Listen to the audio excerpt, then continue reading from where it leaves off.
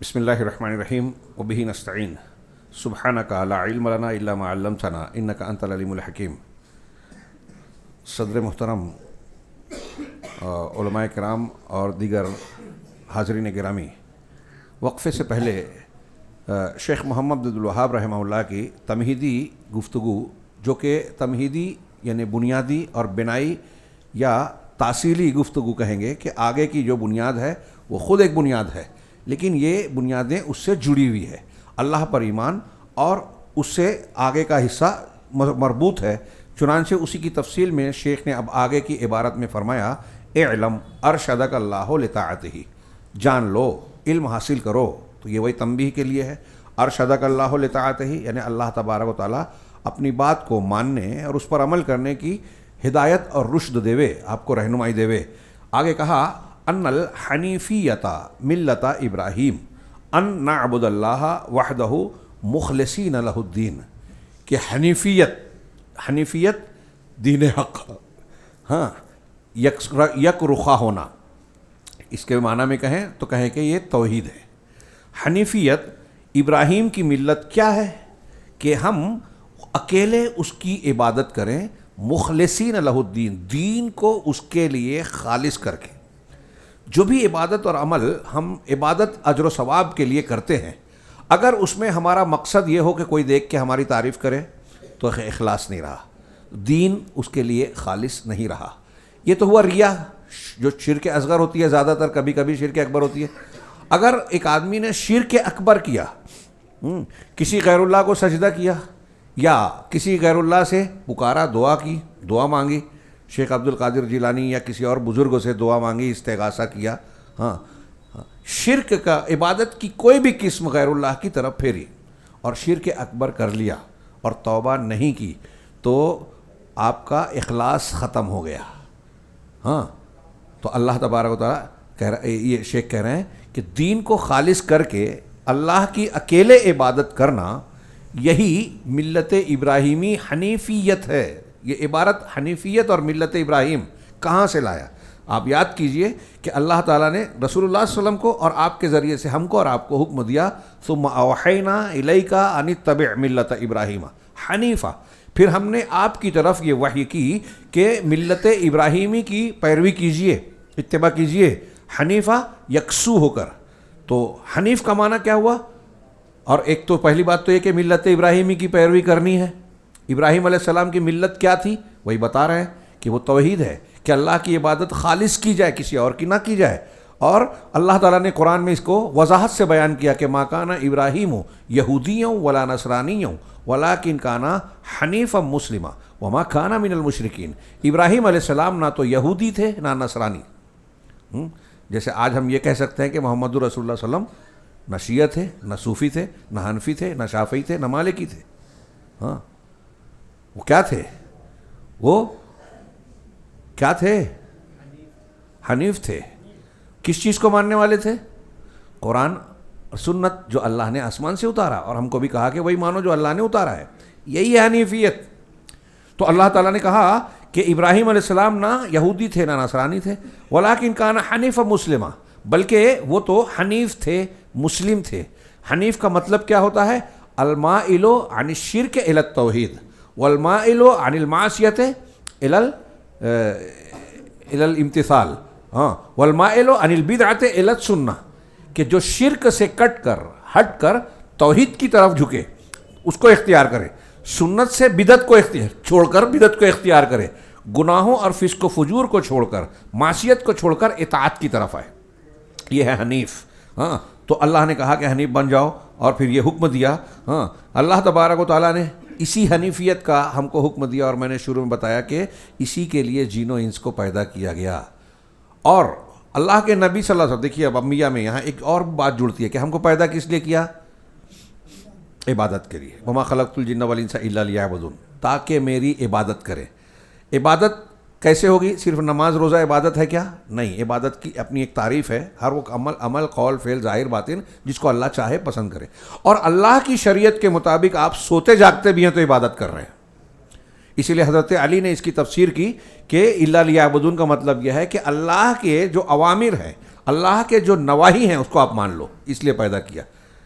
تو اس نے کہا نماز پڑھو، تو نماز کس کے لیے؟ اللہ کے لیے۔ اس نے کہا ماں باپ کی اطاعت کرو، تو آپ ماں باپ کی اطاعت کر رہے ہو، یہ بھی عبادت ہے۔ جو اللہ نے حکم دیا اس پر عمل کرو، جو منع کیا اس سے رک جاؤ۔ لیعبدون کے معنی میں سب آ گیا، اور اس کا بنیادی معنی ہوا لیوحدون، تاکہ تم توحید کو اختیار کرو، توحید کو۔ تو اب یہاں اس سے معلوم ہوا، اب تھوڑا سا رک کے یہاں ایک بات، کہ جو جتنی توحید کو مانے گا، اللہ نے کس لیے پیدا کیا؟ توحید کے لیے۔ جواب دیجئے، توحید کے لیے، ہے نا؟ تو جس مقصد کے لیے پیدا کیا ہم کو اور آپ کو، اس مقصد کو جو جتنا پورا کرے گا اس کا درجہ، ظاہر سی بات ہے، سمجھ میں آ رہی بات نا، اس کا درجہ دوسروں سے بلند اور اونچا ہوتا جائے گا۔ تو جتنا زیادہ اونچا توحید والا بنے گا وہ اتنا زیادہ اللہ کا عبد بنے گا۔ کیا بنے گا؟ دھیان سے، عبد کا معنی غلام، بندہ، عبادت کرنے والا، عبادت سے عبد، عبد سے عبادت بنا ہے۔ تو اب ایک انسان کی عظمت شان، بلندی، سب سے زیادہ بلندی کیا ہے؟ جو میں نے ابھی ہم نے جو بیان کیا، سنا آپ لوگوں نے، اس روشنی میں ایک انسان کی اونچی سے اونچی شان، بلند سے بلند مرتبہ کیا ہو سکتا ہے؟ کہ وہ اللہ کا کامل بندہ بنے نا۔ اور کامل بندہ کیسے بنے گا؟ کامل توحید سے۔ جو جتنی توحید پر آتا جائے گا، ابھی شروع میں نا علم حاصل کریں، تو جتنا آپ علم آپ کا بڑھتا جائے گا عقیدے کا، توحید کا، اور توحید آپ کی جتنی اونچی اور جتنی مضبوط ہوتی جائے گی، آپ کا درجہ اتنا اونچا ہوگا، آپ اللہ سے اتنا قریب ہوں گے۔ اور جس کی توحید جتنی سخت اور مضبوط ہو جائے گی، بالکل پختہ پکی مضبوط ہو جائے گی، وہ بغیر حساب کتاب کے جنت میں جائے گا۔ وہ جن کے بارے میں اللہ کے رسول نے کہا ہے، بیان کرا ہے، وہ پڑھ لیجئے، میں ادھر نہیں جاتا۔ تو توحید پر جتنا اعلیٰ ہوگا اور توحید کے تقاضوں کو جتنا پورا کرنے والا انسان ہوگا، اس کا درجہ اتنا اونچا ہوگا۔ اب توحید کے تقاضے کو پورا کرنے والے سب سے زیادہ اونچائی پر کون ہے دنیا میں؟ نبی، انبیاء۔ انبیاء میں کون ہے؟ سب سے اعلیٰ جناب محمد رسول اللہ صلی اللہ علیہ وسلم۔ اس لیے آپ کا درجہ تمام رسولوں میں سب سے اونچا، آپ سید المرسلین، رسولوں کے سردار، خاتم النبیین۔ سمجھ میں آیا؟ ان کے بعد سب سے اونچا حضرت ابراہیم علیہ السلام کا، خلیل الرحمن، اللہ کے رسول بھی خلیل ہے، وہ بھی خلیل ہے۔ ان کے بعد حضرت موسیٰ، کلیم اللہ، اللہ کے رسول بھی کلیم ہے، وہ بھی کلیم ہے۔ کیوں ان کا درجہ سب سے اونچا ہے؟ اللہ تعالیٰ نے ان کو سب سے اونچا مقام کیوں عطا فرمایا؟ ہاں جی، بہت اچھے۔ جس نے، جملہ دھیان سے، صرف توحید کی بنیاد پہ کافی نہیں ہے، بات ادھوری ہے، صحیح ہے، ادھوری ہے۔ پوری بات کیا ہے کہ جس نے توحید کے تقاضے کو جتنا زیادہ پورا کیا اس کا درجہ اتنا اونچا۔ شروع میں نے کہا نا، جو عبدیت کے مقام میں جتنا اونچا جائے گا، یعنی توحید میں جتنا اوپر جائے گا اتنا اس کا مقام اونچا ہوتا جائے گا۔ تو اب ان توحید کے تقاضوں کو سب سے زیادہ پورا کرنے والے انبیاء ہیں۔ انبیاء کے بعد کوئی بھی ہو، صوفیہ، صوفیوں کے ہاں کچھ صوفیوں کو، ولیوں کو نبیوں سے اونچا کہتے ہیں، ہاں، جو ایسا کہتے ہیں وہ کافر ہیں۔ صوفی لوگ کہتے ہیں کہ ہم کو نبی کی ضرورت نہیں ہے، پیر صاحب سے، زندے کا زندے سے، ہمارے پیر صاحب سے پوچھو، وہ آنکھ بند کر کے اللہ سے ڈائریکٹ لے کے ہم کو دے دیتے ہیں، یہ حدیث کی ضرورت نہیں ہے۔ انا للہ و انا، جو ایسا کہتا ہے کافر ہے، کافر۔ اس کی دلیلیں اپنی جگہ، فی الحال اس تفصیل میں نہیں جاتا۔ تو سب سے اونچا درجہ۔ اب یہاں ایک اور بھی پوائنٹ آیا کہ نبی صلی اللہ علیہ وسلم کی عظمت شان کس بنیاد پر ہے؟ جس مقصد کے تحت اللہ نے پیدا کیا، انسانوں، جنوں کو، آسمان زمین، پیڑ پودوں، کائنات کو پیدا کیا، کس کے لیے پیدا کیا؟ لیعبدون۔ تو جو لیعبدون کے معیار پہ جتنا اونچا ہوگا وہ اتنا عبد کامل ہوگا، اور جو عبد کامل ہوگا وہ اتنا زیادہ اونچے مقام والا اللہ کا مقرب ہوگا۔ اب اللہ کے رسول کی عظمت شان یہ ہے کہ آپ کو عبد کامل مانا جائے۔ پوری دنیا کے انسانوں میں، ہاں، جس مقصد کے تحت اللہ نے جن و انس کو پیدا کیا، اس مقصد میں سب سے اوپر انسان۔ میری بات سمجھی؟ اس لیے جب ہم یہ کہتے ہیں کہ اشہد ان محمدن عبدہ ورسولہ، کہ میں اس بات کی گواہی دیتا ہوں کہ محمد کیا ہیں؟ صلی اللہ علیہ وسلم اللہ کے بندے، عبد ہیں، تو جب ہم بندہ کہتے ہیں تو کیا اللہ کے رسول کی شان میں گستاخی ہو رہی ہے؟ جو لوگ کہہ رہے ہیں کہ اللہ کے رسول انسان نہیں تھے، میں ایسا مانتا ہوں کہ وہ گستاخی کر رہے ہیں۔ جو لوگ مانتے ہیں کہ انسان نہیں تھے، کیا تھے؟ انسان نہیں تھے تو فرشتہ تھے۔ ہاں، نبی کا درجہ اونچا ہے یا فرشتے کا؟ تو آپ درجہ گھٹا رہے ہو۔ ہاں، سمپل سی بات ہے۔ تو نبی کا درجہ کس چیز میں ہے؟ عبد کامل ہونے میں ہے۔ دنیا میں پھر سے اب وہاں سے جوڑیے جو آیت ہم نے پڑھی کہ جنہوں نے اس کو کس لیے پیدا کیا؟ لیعبدون، عبد بنانے کے لیے۔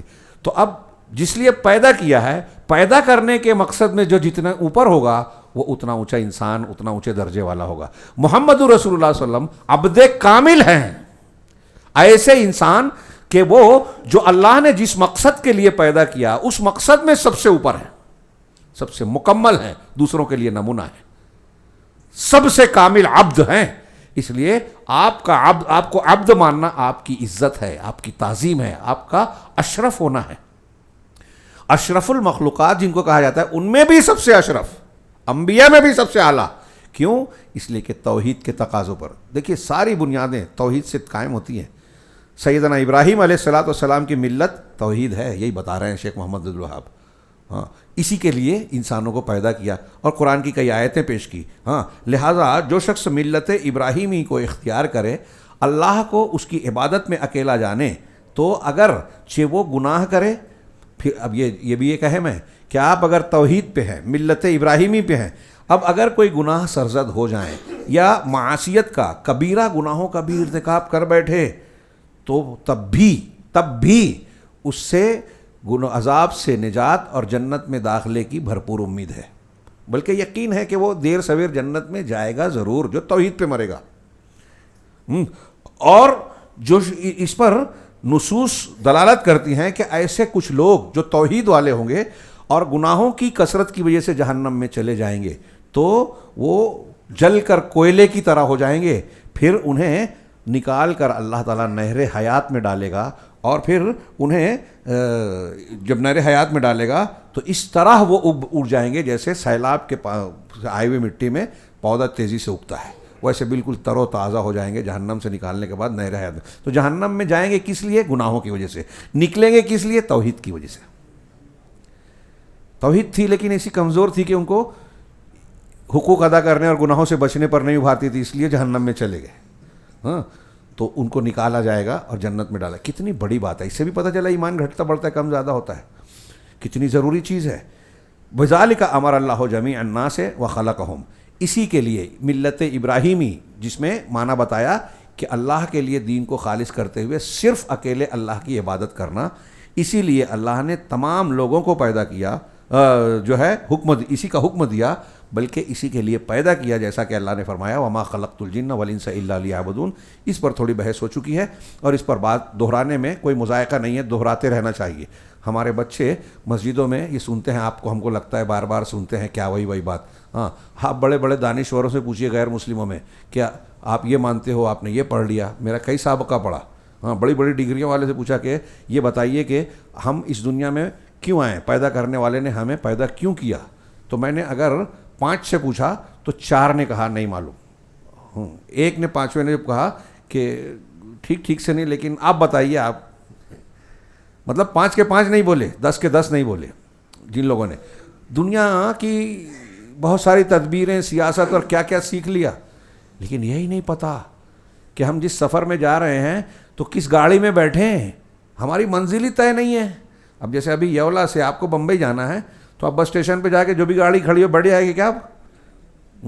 کیوں؟ ہمارے مولانا لوگ بولتے ہیں کہ کوئی بھی مذہب اختیار کرو، راستے الگ الگ ہیں، منزل سب کی ایک ہی ہے، تو کسی بھی بس میں بیٹھو، ہم وہی پہنچیں گے جہاں ہم کو کام ہے۔ ایسا ہوتا ہے؟ نہیں، آپ پہلے گاڑی دیکھتے ہو۔ تو یہ جو ہم پڑھ رہے ہیں، گاڑی دیکھیے کہ جنت میں کون سا راستہ جاتا ہے، بہت راستے ہیں، ایک کے سوا کوئی جنت میں نہیں جاتا۔ اور نئے الگ الگ گمراہیاں پیدا ہوتی ہے، شیطان بھٹکاتا ہے۔ بہرحال اللہ نے کہا اسی کے لیے پیدا کیا۔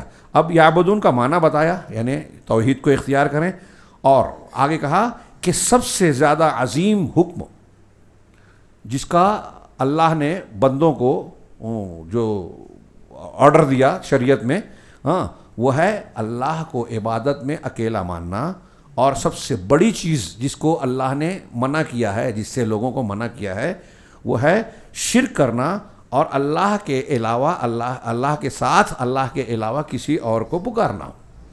شروع میں نے اس کی کچھ باتیں عرض کی تھی، دہرانے کی ضرورت نہیں ہے۔ حضرت لقمان علیہ السلام نے اپنے بیٹے کو کہا یا بنی لا تشرک باللہ ان الشرک لظلم عظیم۔ تو میں اکثر بولتا ہوں ابھی وہ سب ہے ابراہیم و بنی ہو یعقوب، اور دلیلیں ہیں کہ بچوں کو پہلے یہ سکھائیے۔ دیکھیے لقمان علیہ السلام نبی نہیں تھے، لیکن اللہ نے ان کی باتوں کو، نصیحتوں کو نقل کیا۔ پہلی نصیحت، بہت سی اہم باتیں بتائی ہے، پوری ایک کتاب ہے وہ سورہ لقمان میں۔ تو کہا بیٹے شرک نہیں کرنا، یقیناً شرک عظیم ظلم ہے، سب سے بڑا ظلم ہے۔ تو سب سے بڑی چیز جس سے منع کیا شرک ہے، اور پھر اس کے بارے میں جو ابھی ہم نے آیتیں پڑھی کہ اس پہ اگر مر گیا تو کبھی جہنم سے نہیں نکلے گا، اس پہ مر گیا تو شرک اکبر انسان کے اعمال کو ضائع کر دینے والا ہے۔ میں پھر سے کہوں، ابھی رمضان المبارک آ رہا ہے، لوگ فضیلتیں بیان کریں کہ روزے کی یہ فضیلت ہے، تلاوت کی یہ فضیلت ہے، اعتکاف کی یہ فضیلت ہے، انفاق کی، بالکل صحیح ہے، لیکن یہ ساری فضیلتیں غارت ہو جاتی ہیں، محنتیں ضائع ہو جاتی ہیں اگر وہ آدمی کرتا ہے جو شرک کر رہا ہے۔ کوئی کتنی بھی فضیلتوں والا کام کرے، تہجد پڑھتا رہے، نوافل پڑھتا رہے، آج ترس آتا ہے ان لوگوں پر۔ اس لیے علماء ہمارے سلف کہتے تھے کہ سنت کے ساتھ میانہ روی تھوڑا عمل بہت بہت بہتر ہے بدعت کے ساتھ محنت کرنے سے۔ ایک آدمی شریعت سے ہٹ کے بہت محنت کر رہا ہے، بیکار ہے۔ ایک آدمی شریعت کے مطابق تھوڑا عمل کر رہا ہے، فائدہ مند ہے۔ سمجھ میں آ رہی بات؟ تو دھیان رکھیے۔ تو آگے کہا کہ جن چیزوں کا حکم دیا اللہ نے، وما خلقت الجن والانس الا لیعبدون، ہے نا، مقصد کیا ہے کہ ہم اللہ کے بندے بنیں۔ اللہ کے بندے کیسے بنیں گے؟ اس نے جو شریعت دی ہے، حکم دیا ہے، مان لیں، جو منع کیا ہے رک جائے۔ جن چیزوں کا حکم دیا ہے ان میں سب سے بڑی چیز یہ ہے کہ توحید کو مانو، جن چیزوں سے منع کیا ان میں سب سے بڑی چیز یہ ہے کہ شرک سے بچو۔ اللہ تبارک و تعالیٰ شرک کی نجاست، جو دلوں کی نجاست ہے، اس کے ساتھ جنت میں نہیں ڈالے گا۔ اللہ نے کہا وَثِيَابَكَ فَطَهِّرْ، اپنے کپڑے کو، اپنے کردار کو، اپنے دل کو، ظاہر باطن کو صاف کرو، اپنے کپڑے کو صاف کرو، یعنی شرک سے۔ وَالرُّجَّ فَاهْجُرْ، اور یہ جو بت پرستی اور یہ جو ہے، اپنے کپڑے کا کئی معنی ہو سکتا ہے، رُجَّ فَاهْجُرْ، شرک کی گندگی کو چھوڑ دو۔ اور اللہ کے رسول صلی اللہ علیہ وسلم نے کہا کہ اللہ تعالیٰ کہتا ہے کہ اگر کوئی شخص میری عبادت کرتا ہے، من عمل عملا اشرک فیہ معی غیری، جو شخص کوئی ایسا عمل کرتا ہے جس میں میرے علاوہ دوسروں کو بھی شریک بناتا ہے، تو ترکتہ وشرکہ، میں اس کو اور اس کے شرک کو چھوڑ دیتا ہوں۔ اب یہ جو بات جو محمد عبد الوہاب نے پیچھے کہی کہ یہ جو میں کہہ رہا ہوں کہ سب سے عظیم بات جس کا اللہ نے حکم دیا وہ توحید ہے، سب سے عظیم بات جس سے اللہ نے منع کیا وہ شرک ہے، اس کی دلیل دلیل یہ ہے اللہ تعالیٰ کا فرمان۔ یہ محمد عبد الوہاب رحمہ اللہ کی عبارت میں ہے، وہ کہتے ہیں وَاعْبُدُوا اللَّهَ وَلَا تُشْرِكُوا بِهِ شَيْئًا۔ یہ آیت حقوق عشرہ کہلاتی ہے، اس میں 10 حقوق بیان کیے گئے ہیں، پہلا حق یہ ہے، سورہ نساء کی آیت وَاعْبُدُوا اللَّهَ وَلَا تُشْرِكُوا بِهِ شَيْئًا، اللہ کی عبادت کرو اور اس کے ساتھ کچھ بھی شرک۔ اب دیکھیے دو چیزیں ہیں قرآن میں ہر جگہ ساتھ ملے گی، یہ بھی ایک اہم ہے۔ علامہ البانی اور دوسرے بہت سارے علماء نے بیان کیا کہ جو دعوت ہے نا اس کے دو پہلو ہیں، پورا دین دو پہلو ہے، ایک ہے تربیہ، ایک ہے تصفیہ۔ تربیہ ہم کو کیا سیکھنا ہے، کیا سکھانا ہے، تصفیہ ہم کو کیا صاف کرنا ہے، کس سے بچانا ہے۔ ایک لفظ یہ ہے، ایک ہے تحلیہ اور تخلیہ۔ تحلیہ حلیتن سے بنا ہے زیور، کس چیز کو زیور بنانا ہے یعنی اختیار کرنا ہے، تخلیہ کس چیز سے صاف کرنا ہے، دونوں ساتھ چلے گا۔ جیسے ہم کو کہا امر بالمعروف، نیکی کا حکم، اس کے سامنے مقابلے میں نہی عن المنکر، برائی سے روکنا۔ آج ہمارے یہاں کئی لوگ دعوت و تبلیغ کا کام کرتے ہیں، کچھ لوگ کہتے ہیں صرف فضائل بتاؤ، مسائل میں مت پڑھو۔ کیا یہ دین ہے؟ نبی نے یہی دین پہنچایا؟ نہیں، بغیر مسئلے کے فضیلت مل ہی نہیں سکتی،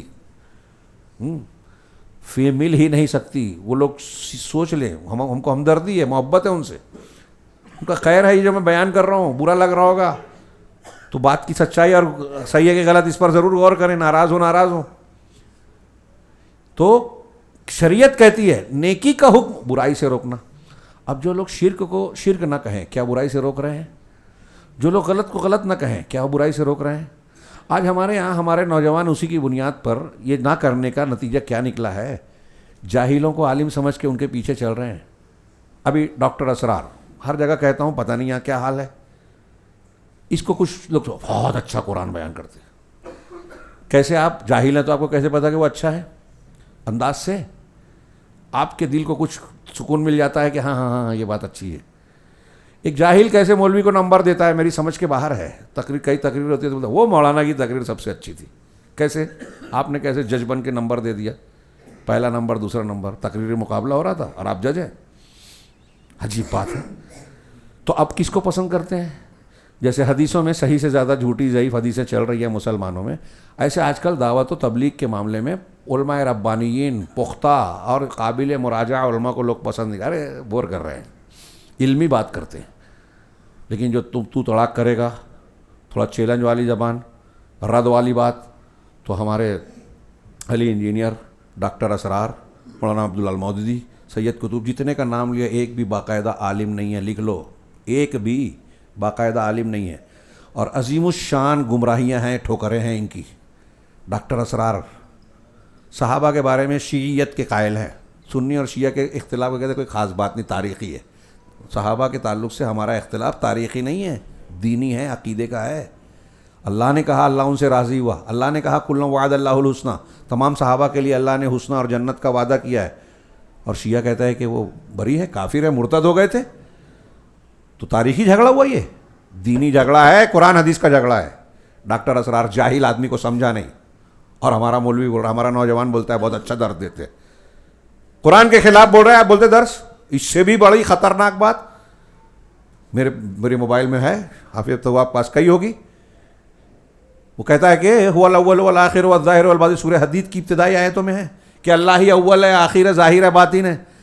تو ڈاکٹر اسرار کہتا ہے کہ یہ آیت وحدت الوجود کے بارے میں نص قطعی ہے. یہ جو پڑھ رہے ہیں ہم، اتنی محنت کر رہے ہیں توحید کے بارے میں، اگر آپ نے وحدت الوجود مان لیا کہ صحیح ہے تو یہ توحید پوری آپ کی ختم ہو گئی. دنیا میں اہل علم نے بیان کیا، حنفی پرانے علماء نے کہا کہ حلول اور وحدت الوجود سے بڑا شرک اور کفر کوئی ہے ہی نہیں.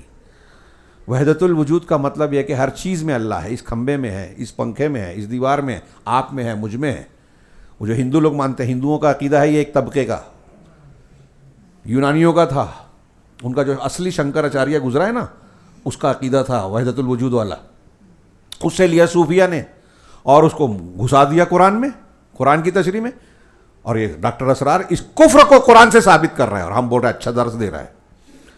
جو قرآن کی غلط تشریح کرے، جو توحید کی بجائے اللہ کے ناموں سے الاول والآخر، جس کی تفسیر اللہ کے رسول سے ثابت ہے، اس کی تفسیر کو چھوڑ کے اپنے دماغ سے صوفیوں کی تفسیر بیان کرے. اور اتنا ہی نہیں، علامہ ابن تیمیہ جنہوں نے صوفیوں کا رد کیا، وحدت الوجود کا رد کیا، یہ ڈاکٹر اسرار ان کا رد کرتا ہے، صوفیوں کی تائید کرتا ہے، ابن عربی کو تائید کرتا ہے. ابن عربی کے بارے میں، ابن عربی اور ابن العربی دو الگ ہیں. ابن عربی، ہاں، یہ اتنا آپ اس کو دیکھیں گے، یہ لوگ کہتے ہیں قرآن کی ضرورت نہیں ہے، حدیث کی ضرورت نہیں ہے، قرآن میں شرک ہے، ہماری باتوں میں تعلیم میں توحید ہے. یہ لوگ ابن عربی، ابن فارض اور ان کے اقوال پڑھیں گے تو آپ کا دماغ چکرا جائے گا. یہ کہتے ہیں کہ ہم ابلیس اور فرعون کو بہت بڑا مانتے ہیں، استاذ مانتے ہیں. دیکھیے ابلیس کی توحید یہ تھی کہ اللہ نے کہا آدم کو سجدہ کرو، نہیں کیا کہ اللہ تجھ کو ہی کروں گا، اس کو کیوں کروں. یہ توحید تھی. اور لوگوں کو سمجھ میں آ رہے، واہ واہ کیا نکتہ ہے، انا للہ، وہ اللہ کا حکم نہیں مانا. یہ ڈاکٹر اسرار اس ابن عربی کی تعریف کرتا ہے، جس کی کتاب فصوص الحکم اور کیا نام ہے دوسری، فصوص الحکم اور فتوحات مکیہ، آپ کو مارکیٹ میں مل جائے گی. انتہائی بکواس، علامہ ذہبی کا قول ہے غالباً. وہ کہتے ہیں کہ اگر ابن عربی کی کتاب میں شرک نہیں ہے، کفر نہیں ہے، بکواس نہیں ہے، اگر کوئی کہتا ہے کہ اس میں کفر اور شرک نہیں ہے تو دنیا میں شرک اور کفر ہے ہی نہیں. بتائیے، یہ علامہ ذہبی کا. اور ہمارے ہاں ڈاکٹر اسرار اس کی تعریف کر رہا ہے، اور ہمارا نوجوان، ہمارے کچھ بڑے گھر میں اس کو لا کے سن رہے ہیں. آپ کی بیوی جب سن کے وحدت الوجود کو مان لے گی کہ میرے شوہر مانتے تھے، بڑا جانکار تھے، ہاں، ابھی جو مانتا ہے تو اپنے آپ کو علامہ ہی بولتا ہے نا. اور کوئی آپ کا بیٹا جب مانے گا کہ میرے ابا اس کو بہت سنتے تھے تو اس کی ہر بات صحیح ہے، تو اب اس کی کفر کی بات کو جب مانیں گے تو آپ اپنے بیٹے کے کفر کے ذمہ دار بنیں گے. ابھی ہم نے پڑھا کہ جو اللہ اور اس کے رسول کی دشمن، ان سے ولایت نہیں کرنا. جتنے لوگ ایسے گمراہ، منحرف یا بدعتی لوگوں کو سن رہے ہیں، فارورڈ کر رہے ہیں، ان کو آگے بڑھا رہے ہیں، وہ سب اس کی مخالفت کر رہے ہیں. عقیدہ ان کا صحیح نہیں ہے. موالات اور رشتہ صحیح نہیں ہے. یہ ایسے لوگوں کو دیکھیے, ابھی میں نے بتایا نا کہ عقیدہ صحیح ہے, تھوڑی غلطی ہو جائے معاف کرنا, خارجیوں کے اور عبداللہ العمار کی حدیث کو بیان کیا. اب دیکھیے کہ ایران کی تائید کرتے ہیں, جن کے ہاں شرک ہے, جو اہل سنت کو جو گالیاں دیتے ہیں, جو ابوبکر صدیق عمر فاروق کو کافر کہتے ہیں, مسلمانوں کو قتل کرتے ہیں, سازشیں کرتے ہیں, یہود و نصارہ کے ایجنڈے پہ دکھاوے کی لڑائی کرتے ہیں, ان کی تعریف کریں گے ایسے لوگ.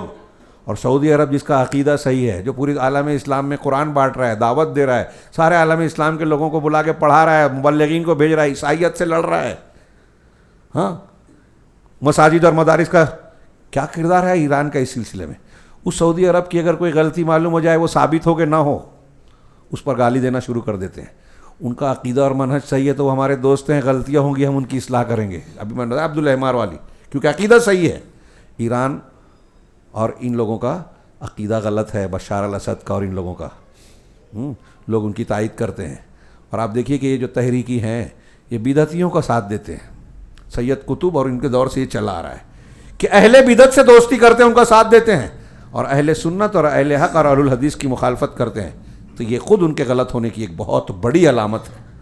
اور یہ بھی ہم کو عقیدہ یہ شعور دیتا ہے. اور جب آپ اس حقیقت کو جانیں گے کہ جو غلط عقیدے والا ہے جیسے ایران, تو ان کے بیانات جو آتے ہیں نا وہ مسلمانوں کو خوش کرنے والے, اس کی جڑ میں پیچھے جائیے تو آپ کو لگے گا کہ یہ دکھاوا کچھ اور ہے, حقیقت میں کچھ اور ہے. تو آپ خبروں کی تہ تک, صحیح عقیدے والا شخص خبروں کی صحیح حقیقت کو بھی پہچانتا ہے. ہمارے یہاں کچھ صحافی, کھوجی صحافی ہوتے ہیں, کچھ چیزوں کو لے آتے ہیں تو بڑا تیر مارتے ہیں. لیکن میں ایسا مانتا ہوں کہ جب آپ لوگوں کو پہچانیں گے کہ یہ غلط عقیدے کا ہے, یہ گمراہ ہے, اس کی فکر یہ ہے, باطل یہ ہے, تو اس کے بیانات اور اس کے سامنے لائے ہوئے حرکات جو ہے نا, اس میں اس کے عقیدے اور منہج کا اثر ہوگا. اور آپ جب اس کو منہج اور اس کے عقیدے سے جوڑ کے دیکھیں گے تو آپ کو خبروں کی تہ میں جانے میں آسانی ہوگی. خیر, تھوڑی سی بیچ میں بات پھیل گئی اس لیے کہ ہمارے یہاں یہ چیز پائی جا رہی ہے, یہ گمراہی ہم دیکھ رہے ہیں کھلے عام. ہاں, بہت زیادہ ضرورت ہے اس سلسلے میں چوکنا رہنے کی. ہمارے یہاں اگر آپ کے یہاں ایسے نوجوان ہیں تو براہ کرم اللہ واسطے, میرا کوئی نقصان نہیں ہے, آپ میری بات پر غور کیجئے, دلیل کی بنیاد پر کہہ رہا ہوں. ایسے لوگوں کو اپنے دین کا رہنما اور اپنی آخرت کی منزل حوالے مت کیجئے جو خود جاہل ہیں, جنہیں اسلامی عقیدہ معلوم ہی نہیں ہے, صحیح اور غلط کی تمیز ہی نہیں ہے. معتبر ثقہ, یہ کوئی کھیل تماشا نہیں ہے, ہماری زندگی کا دائمی فیصلہ ہے کہ مرنے کے بعد ہمیں کہاں جانا ہے. یہ طے کیا کرے گا؟ صحیح عقیدہ اور صحیح ایمان. ہاں, اور یہ جو ارد گرد جو موسمی جانوروں کی طرح اگے ہوئے ہیں, یہ ابھی ہے نا, کچھ دن بعد یہ غائب ہو جائیں گے, نئے فتنے آئیں گے, کوئی نیا منکر حدیث پیدا ہوگا, لانچ کریں گے یہود و نصارہ اور ان کو مشہور کریں گے, وہ بھی تھوڑی لچھے دار بات کریں گے, ہمارا نوجوان جو اگلی نسل کا وہ شکار ہو جائے گا. ان چیزوں سے بچنا ہے تو یہ عقیدے سیکھیے, یہ جو پڑھ رہے ہیں نا اس کو مضبوط بنائیے. بہرحال اللہ تعالیٰ نے محمد الوہاب رحمہ اللہ نے دلیل دی, وَاعْبُدُوا اللَّهَ وَلَا تُشْرِكُوا بِهِ شَيْئًا, کہ اللہ کی عبادت کرو اور اس کے ساتھ کچھ بھی, شیئا نکرہ استعمال کیا ہے, تھوڑا موڑا شرک بھی نہیں چلے گا. ارے چلو کوئی بات نہیں, تھوڑا تو چلتا ہے, یہ نہیں چلے گا. کچھ بھی شرک نہیں چلے گا, ایک قطرہ بھی پیشاب پینے والے پانی میں نہیں چلے گا. تو کہا انہوں نے کہ جس طریقے سے آپ کی توحید آپ کے عمل کے, جیسے نماز کے لیے شیخ نے مثال دی, جیسے نماز کے قبول ہونے کے لیے آپ کو طہارت اور وضو ضروری ہے, ایسے ہی آپ کے دین کو قبول ہونے کے لیے توحید ضروری ہے. شرک آ گیا تو طہارت نہیں رہی, رد ہو جائے گا سب. چنانچہ یہ یہاں جو آیت ہے اس میں شارح نے کہا کہ وَاعْبُدُوا اللَّهَ, اللہ کی عبادت کرو یعنی توحید پر رہو, وَلَا تُشْرِكُوا بِهِ, شرک مت کرو. تو اس آیت کریمہ میں سب سے عظیم بہت سے حکم دیا اللہ نے, یہ کرو یہ کرو یہ کرو. سب سے بڑا حکم یہ ہے کہ اللہ کے اکیلی عبادت کرو, توحید کو مانو. تو سب سے بڑا حکم توحید اس آیت میں ہے, حکم سب سے بڑا حکم. اور سب سے بڑی ممانعت کہ شرک مت کرو اس آیت میں ہے. اور ابھی میں کہہ رہا تھا کہ قرآن میں یہ دونوں چیزیں ساتھ ساتھ چلتی ہے, تخلیہ تحلیہ, تربیہ تصفیہ, کیا لینا ہے کیا چھوڑنا ہے. اب ہمارے ہاں جو دعوت دیتے ہیں لوگ, تربیت کرتے ہیں, تو کچھ لوگ صرف یہ کہتے ہیں فضیلت بتاؤ فضیلت بتاؤ, یہ کرو یہ کرو یہ کرو. کیا مت کرو, اس پہ بحث مت کرو, مسائل میں مت پڑھو. یہ قرآن کا نبی کا طریقہ نہیں ہے. آپ جب توحید بتائیں گے تو شرک کا رد کرنا پڑے گا, سنت بتائیں گے تو بدعت کا رد کرنا پڑے گا. اس کے بغیر آپ کا دین مکمل نہیں ہوگا. نیکی کا آپ حکم دیتے رہیں اور برائیوں سے نہ روکیں. اللہ کے رسول صلی اللہ علیہ وسلم نے کہا کہ اگر کسی سماج میں برائی ہوتی ہے تو ایسے ہی ہے جیسے کشتی میں نیچے والے اور اوپر والے رہ رہے ہیں. بخاری کی حدیث ہے. نیچے والے پانی لینے کے لیے اگر کشتی میں سوراخ کریں اور اوپر والے انہیں اس کام سے روکے نہیں اور وہ سوراخ کر لیں تو کیا ہوگا؟ کشتی میں پانی آئے گا, پانی بھر جائے گا, کشتی ڈوب جائے گی. اور جب کشتی ڈوبے گی تو کیا صرف نیچے والے مریں گے, ڈوبیں گے؟ ظاہر سی بات ہے اوپر والے بھی. تو ہمارا سماج کشتی ہے. اس سماج میں جو لوگ شرک اور بدعت کر رہے ہیں نا, وہ ہمارے سماج کی کشتی میں سوراخ کر رہے ہیں اور اللہ کا عذاب آ رہا ہے. تو اگر آپ چاہتے ہو کہ ہماری کشتی ڈوبنے سے بچ جائے تو جو سماج میں آپ کے ارد گرد میں جو لوگ شرک بدعت کر رہے ہیں ان کو رد کرنا پڑے گا, نہی عن المنکر کرنا پڑے گا. صرف امر بالمعروف سے کام نہیں چلے گا. کبھی کبھی زیادہ اہم یہ ہے کہ آپ برائی سے روکیں. آپ روکیں, سامنے والا رکتا ہے نہیں رکتا ہے پھر اپنی جگہ پہ. ہاں, سنیچر والوں کو مچھلی سنیچر کے دن پکڑنے سے جن لوگوں نے منع کیا, اللہ نے ان کو چھوڑ دیا, اور انہوں نے منع کیا تھا تو اپنے آپ کو بچایا. اور یہ بھی امید تھی, قرآن نے کہا کہ اگر اس میں سے ہو سکتا ہے کچھ سدھر بھی جائیں, توبہ کر لیں تو یہ ایک فائدہ ہوگا. اور اگر وہ توبہ نہ بھی کریں تو جب عذاب آئے گا تو منع کرنے والے بچ جائیں گے, جیسا کہ اللہ نے ان کو بچایا. تو بہرحال اس میں یہ چیزیں. اب اس کے بعد ہمارا فَإِذَا قِيلَ لَكَ, اب اس تناظر میں اب جو حاصل ہو رہا ہے 3 بنیادیں. تو کہا مل اصول الثلاثہ التی یجب علی الانسان معرفتها, وہ کون سے 3 اصول ہیں, کون سے 3 بنیادیں ہیں. اصول اصل کی جمع ہے. ہم اردو میں اصول واحد کے لیے بھی بولتے ہیں, لیکن عربی میں اصول اصل کی جمع ہے. اردو والے اصول واحد اور اصولوں جمع میں بنا دیتے ہیں, جمع الجمع ہو جاتی ہے عربی کے حساب سے. خیر اصولوں تو عربی میں نہیں بولیں گے. تو بہرحال 3 بنیادیں, دین کی 3 اصل کیا ہے. اگر تم سے کوئی سوال کرے جس کی معرفت ہر انسان کے لیے واجب ہے. ہاں, ہماری ابھی اعلان سے پتہ چلا کہ مائیں بہنیں بھی سن رہی ہیں, خواتین بھی. ہاں, تو دین ان کے لیے بھی ہے, شریعت کے احکامات, نماز روزہ حج زکوٰۃ ان کے لیے بھی ہے, اسی لیے جنت جہنم بھی ان کے لیے ہے. تو انہیں بھی یہ سیکھنا ہے. ہاں, تو آپ کو بھی ان کو بھی ضروری ہے. اور کہیں کہیں ہندوستان کے ماحول میں خواتین کو کچھ چیزیں بتانا بہت ضروری ہے, کیونکہ جادو ٹونا اور قبر پرستی اور بہت سارے گھریلو طور پر مشرکانہ رسم و رواج کا چلن اور اس کی زندگی ہماری جاہل خواتین سے ہی جڑی ہوئی ہے.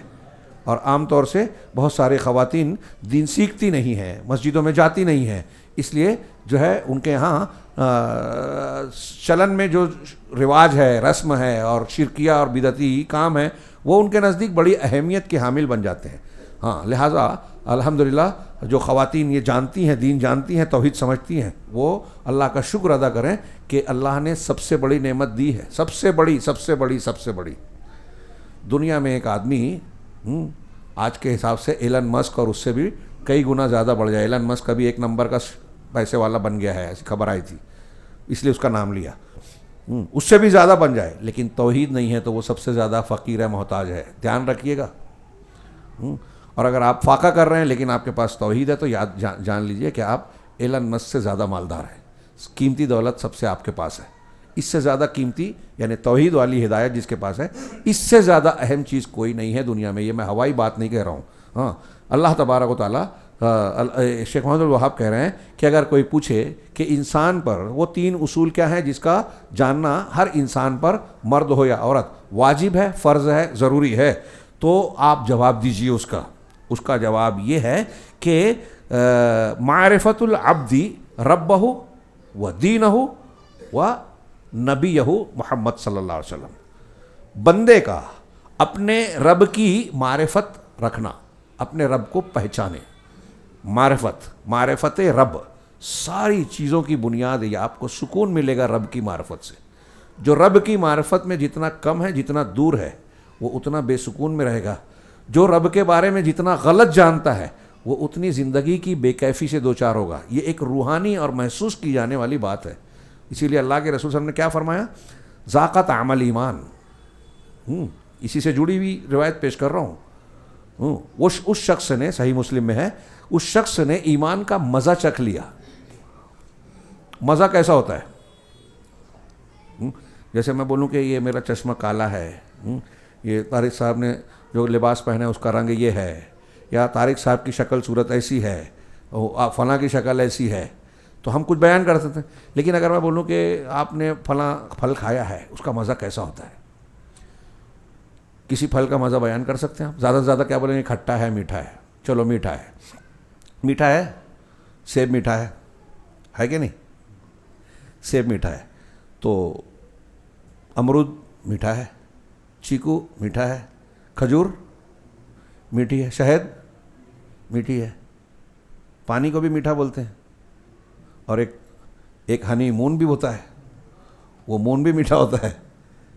ہاں، لذتوں کا فرق ہے نا، لیکن سب کو کیا بول رہے ہیں؟ میٹھا. سب میٹھا ایک ہے. میں آپ کے منہ میں کیلا رکھوں اور پوچھوں کہ انگور کتنا میٹھا ہے، تو بولیں گے انگور تھوڑی ہے. کہا میٹھا ہے نا؟ ہاں. انگور میٹھا ہوتا ہے نا؟ ہاں. تو پھر بولو انگور ہے. تو میٹھا لفظ دونوں میں ایک ہے، لیکن لذت الگ الگ ہے.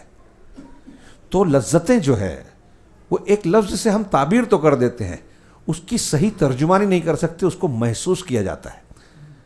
ایک آدمی چکھ کے بولتا ہے کہ یہ شہد اصلی ہے کہ نقلی ہے، چکھ کے بولتا ہے کہ یہ فلاں چیز ہے، اس میں یہ چیز ملی ہوئی ہے.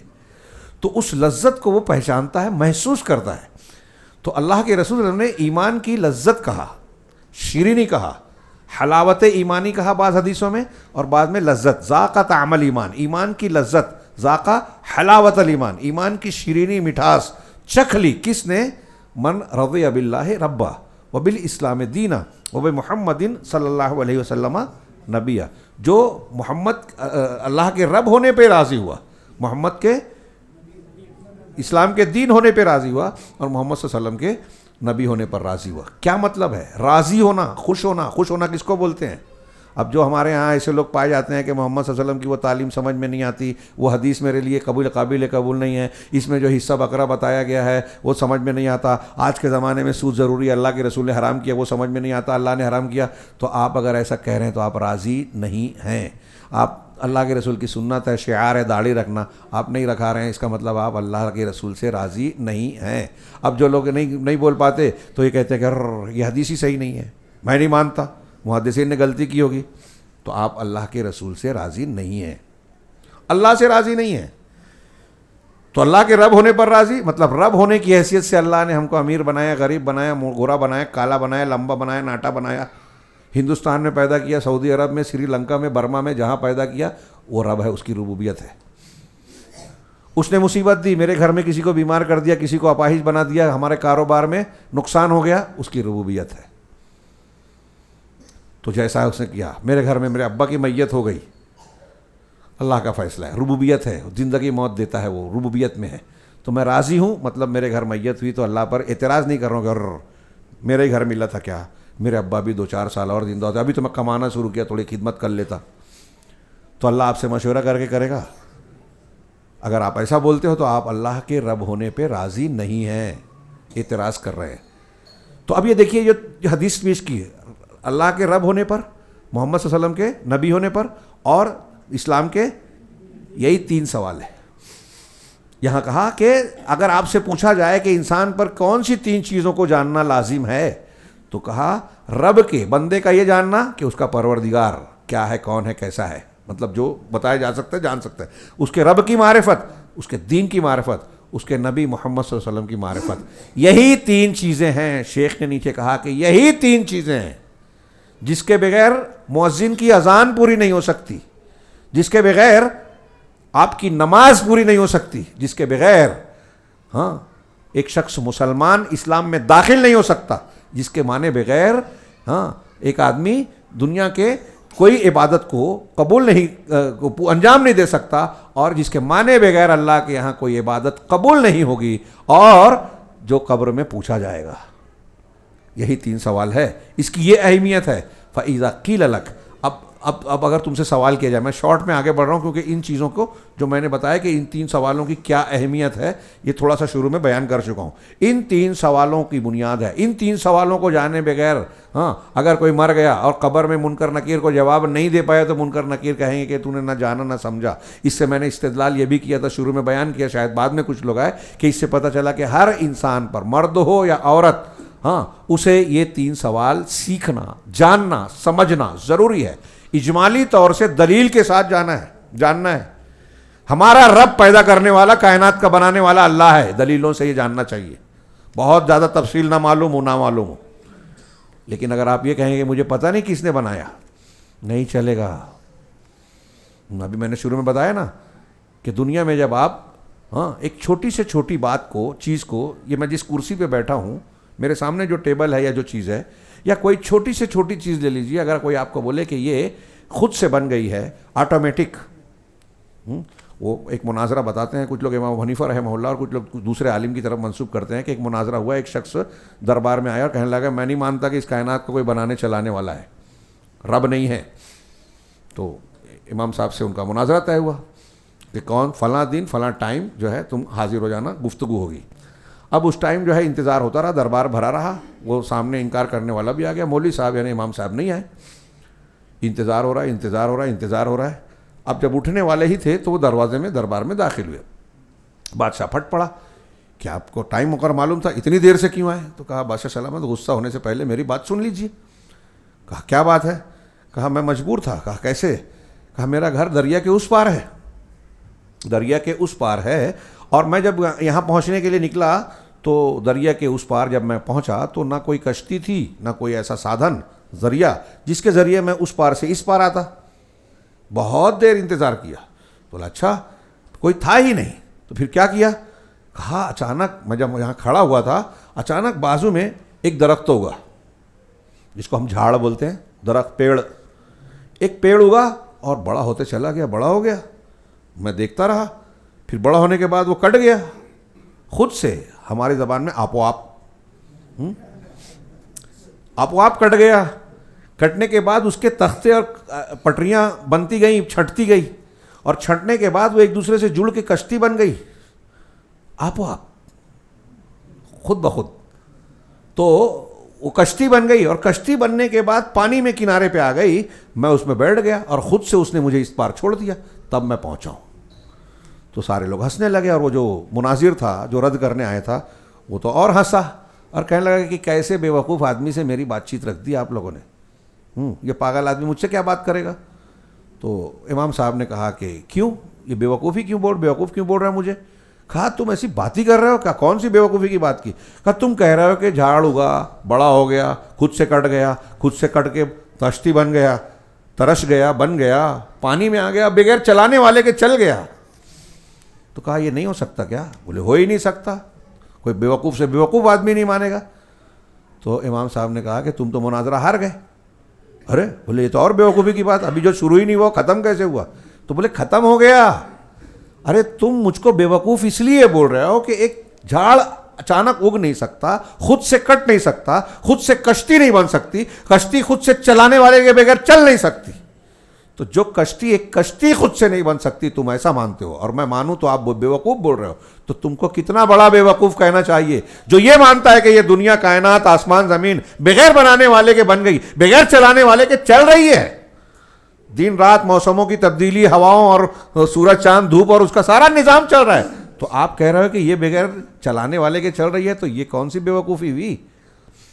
تو واقعی وہ ہار گیا، اور ہارنا چاہیے.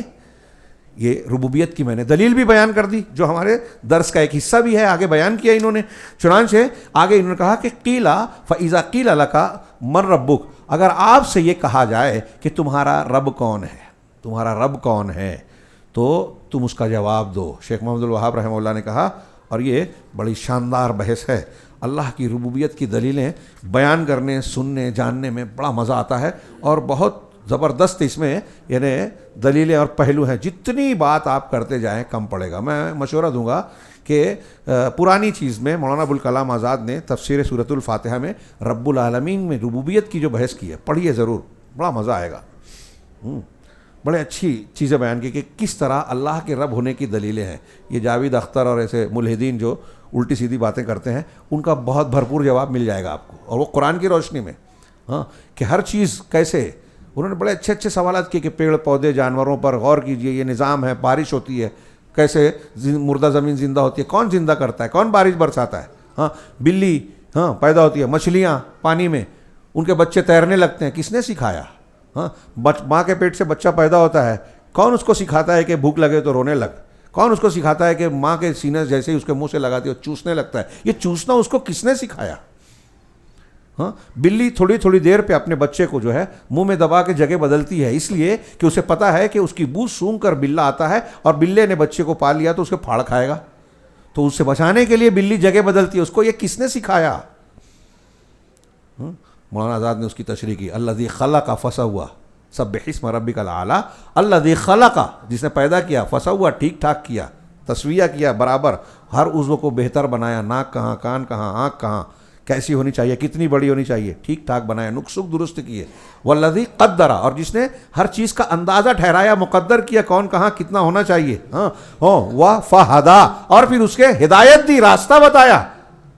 یہ مچھلی کو تیرنا سکھایا، غذا کو حاصل کرنا سکھایا، پرندوں کو اڑنا سکھایا، ہاں جانوروں کو شکار کرنا سکھایا، شکار ہونے والے جانوروں کو شکار سے بچنا سکھایا، شکار ہونے سے بچنا سکھایا، انسان کو، ہاں انسان کے بچوں کو، جانوروں کو۔ ایک ہدایت یہ ہے جو فطری طور سے ملتی ہے، ایک ہدایت وہ ہے جو خصوصی طور سے آسمانی ہدایت کی شکل میں ملتی ہے۔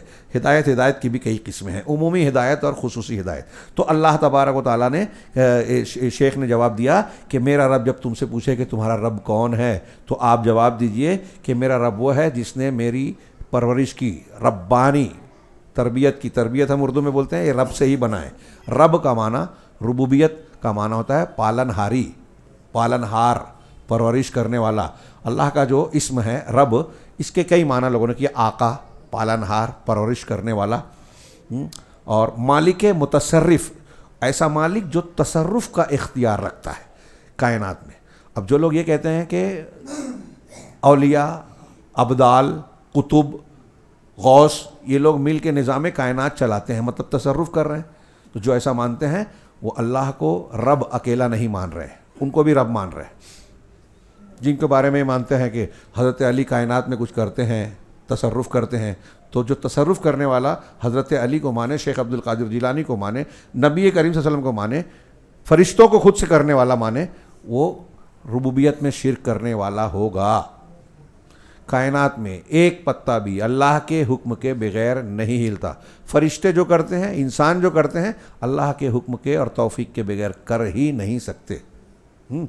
تو ربوبیت کہہ رہے ہیں میرا رب وہ ہے جس نے مجھے پالا، اور مجھے ہی نہیں، مجھے میری تربیت کرتا ہے، مجھے پالا، وَرَبَّ جَمِيعَ الْعَالَمِينَ بِنِعَمِهِ، اور تمام عالمین، میں عالمین کا ترجمہ عالمین ہی کر رہا ہوں کیونکہ اردو میں بنتا نہیں ہے، تمام جہانوں بولتے ہیں، کر سکتے ہیں، ہاں عالم کی تعریف کرتے ہیں، کلو ما سوی اللہ فہو عالم، اللہ کے سوا جو بھی ہے سب عالم ہے۔ اب عالم میں تو ایک واحد ہی استعمال کیا جائے تو پوری کائنات آ گئی، کیڑے مکوڑے سے لے کے بڑے بڑے ستارے سیاروں تک، نظام شمسی اور نظام کہکشاؤں تک سب آ جائیں گے، لیکن آسمان زمین سب آ جائے گا۔ لیکن عالمین کہا تو میں نے ابھی شروع میں تشریح بھی درمیان کلام میں ذکر کیا تھا پچھلے مجلس میں کہ مخلوق کی جتنی جنسیں اور قسمیں ہیں سب کو ایک ایک عالم مان لیں، جیسے فرشتے ایک عالم، جن ایک عالم، انسان ایک عالم، گھوڑے ایک عالم، شیر ایک عالم، اونٹ ایک عالم، ہاتھی ایک عالم، اور ایسے ہی جتنے بھی حیوانات، کیڑے مکوڑے، مچھلیاں وغیرہ وغیرہ، آبی حیوانات، سب عالم ہیں۔ اللہ تمام عالمین کا پروردگار ہے۔ صرف اس ایک لفظ پر غور کیجئے اور پھر اس کی تفسیر پر غور کیجئے۔ آپ اور ہم میں سے کوئی شخص کتنا بھی دولت مند ہو جائے، وہ جن کا نام میں لیا جو دنیا کے بڑے بڑے دولت مند ہیں، اگر وہ کسی ایک شہر کو، جیسے فرض کیجئے کہ آپ کے یولا کے لوگوں کو ہی کھانا کھلانے لگیں، ایک ٹائم، دو ٹائم، چلو 2 ٹائم کھانا کھلائیں، کتنے دن کھلا پائیں گے؟ 2 ٹائم کھانا کھلانے کی بات ہے، ہاں 2 تیسرے دن ہی بولیں گے اتنا کیسے خرچہ، ہی تو بجٹ بہت بڑا ہو رہا ہے، ڈر پیدا ہو جائے گا نا۔ ہاں کوئی کھلا پائے گا؟ صرف کھانا کھلانے کی بات کر رہا ہوں، ہاں کھانا کھلا پائے گا صرف؟ آپ تھوڑی دیر کے لیے سوچئے کہ اللہ تبارک و تعالیٰ رزاق ہے، رازق اور رزاق، الوہاب، ہاں عطا کرنے والا، المنان، اور اس کی اور صفات سے جڑ سکتی ہے۔ کوئی، میں نے ابھی شروع میں بیان کیا، کوئی کائنات میں زمین کے اندر کا کوئی کیڑا کیوں نہ ہو، وہ بھی اپنی غذا پا رہا ہے، کون دے رہا ہے اس کو روزی؟ جب تک آپ تھوڑی دیر کے لیے سوچیے، جب ہم پیدا ہو گئے ہیں، اگر ایک رضائی چادر اوڑھ کے بیٹھ گئے، کتنی دیر تک ہم اس میں رہ سکتے ہیں؟ سردی کا موسم ہو، گرمی کا موسم ہو، دم گھٹنے لگے گا نا تھوڑی دیر میں. مگر کچھ لوگوں کو دیکھا ہے کہ بہت دیر تک رہتے ہیں، ان کی کوئی الگ صلاحیت ہوتی ہے کیا، لیکن بہرحال گھٹنے لگتا ہے. میں سوچتا ہوں کہ آپ سوچئے کہ جب حمل ٹھہرتا ہے ماں کے پیٹ میں تو 4 مہینے پہ اس کے اندر روح پڑ جاتی ہے، اور 9 مہینہ رہتا ہے ٹوٹل حمل، تو 5 مہینہ ہے. اب روح پڑ گئی اور 9 مہینے تک وہ اندر ہے، 5 مہینہ اور ہے، تو اتنی تنگ جگہ میں وہ سانس کیسے لے رہا ہے؟ اس کا دم کیوں نہیں گھٹ رہا ہے؟ کون سا انتظام ہے؟ یہ ہمارے پروردگار کا انتظام ہے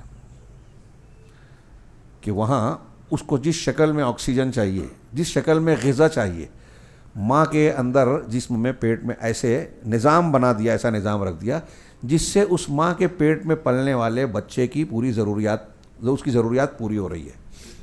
اب سائنس والوں سے پوچھئے، پیدا ہونے کے بعد ماں کے سینے میں جو دودھ آتا ہے، پیدا ہونے کے بعد دودھ آنا شروع ہوتا ہے، تھوڑی دیکھیے ضرورت ہوئی چالو ہو گیا، ہر وقت دودھ نہیں آتا. اب اس کے بعد یہ بھی اہم بات ڈاکٹروں نے بتایا، سائنس میں آپ پڑھ سکتے ہیں کہ بچہ جیسے جیسے بڑا ہوتا ہے، اس کے معدے اور جسم میں جیسے جیسے قوت بڑھتی ہے، ویسے ویسے ماں کے دودھ میں غذائیت اور قوت بھی بڑھتی ہے. مطلب اس کے جسم کا تقاضا جس طرح بڑھتا ہے، شروع میں بہت کمزور ہے تو ہلکا دودھ ہوتا ہے، پھر جیسے جیسے وہ عمر بڑھتی ہے ویسے اس کے دودھ میں بھی، ماں کے دودھ میں بھی قوت اور تقویت آتی ہے. یہ کیسے ہے سب نظام؟ یہ خود سے ہے کیا؟ یہ اللہ کی ربوبیت ہے جو پال رہی، جس نے مجھے پالا اور ساری کائنات کو اپنی نعمتوں کے ذریعے سے پال رہی ہے.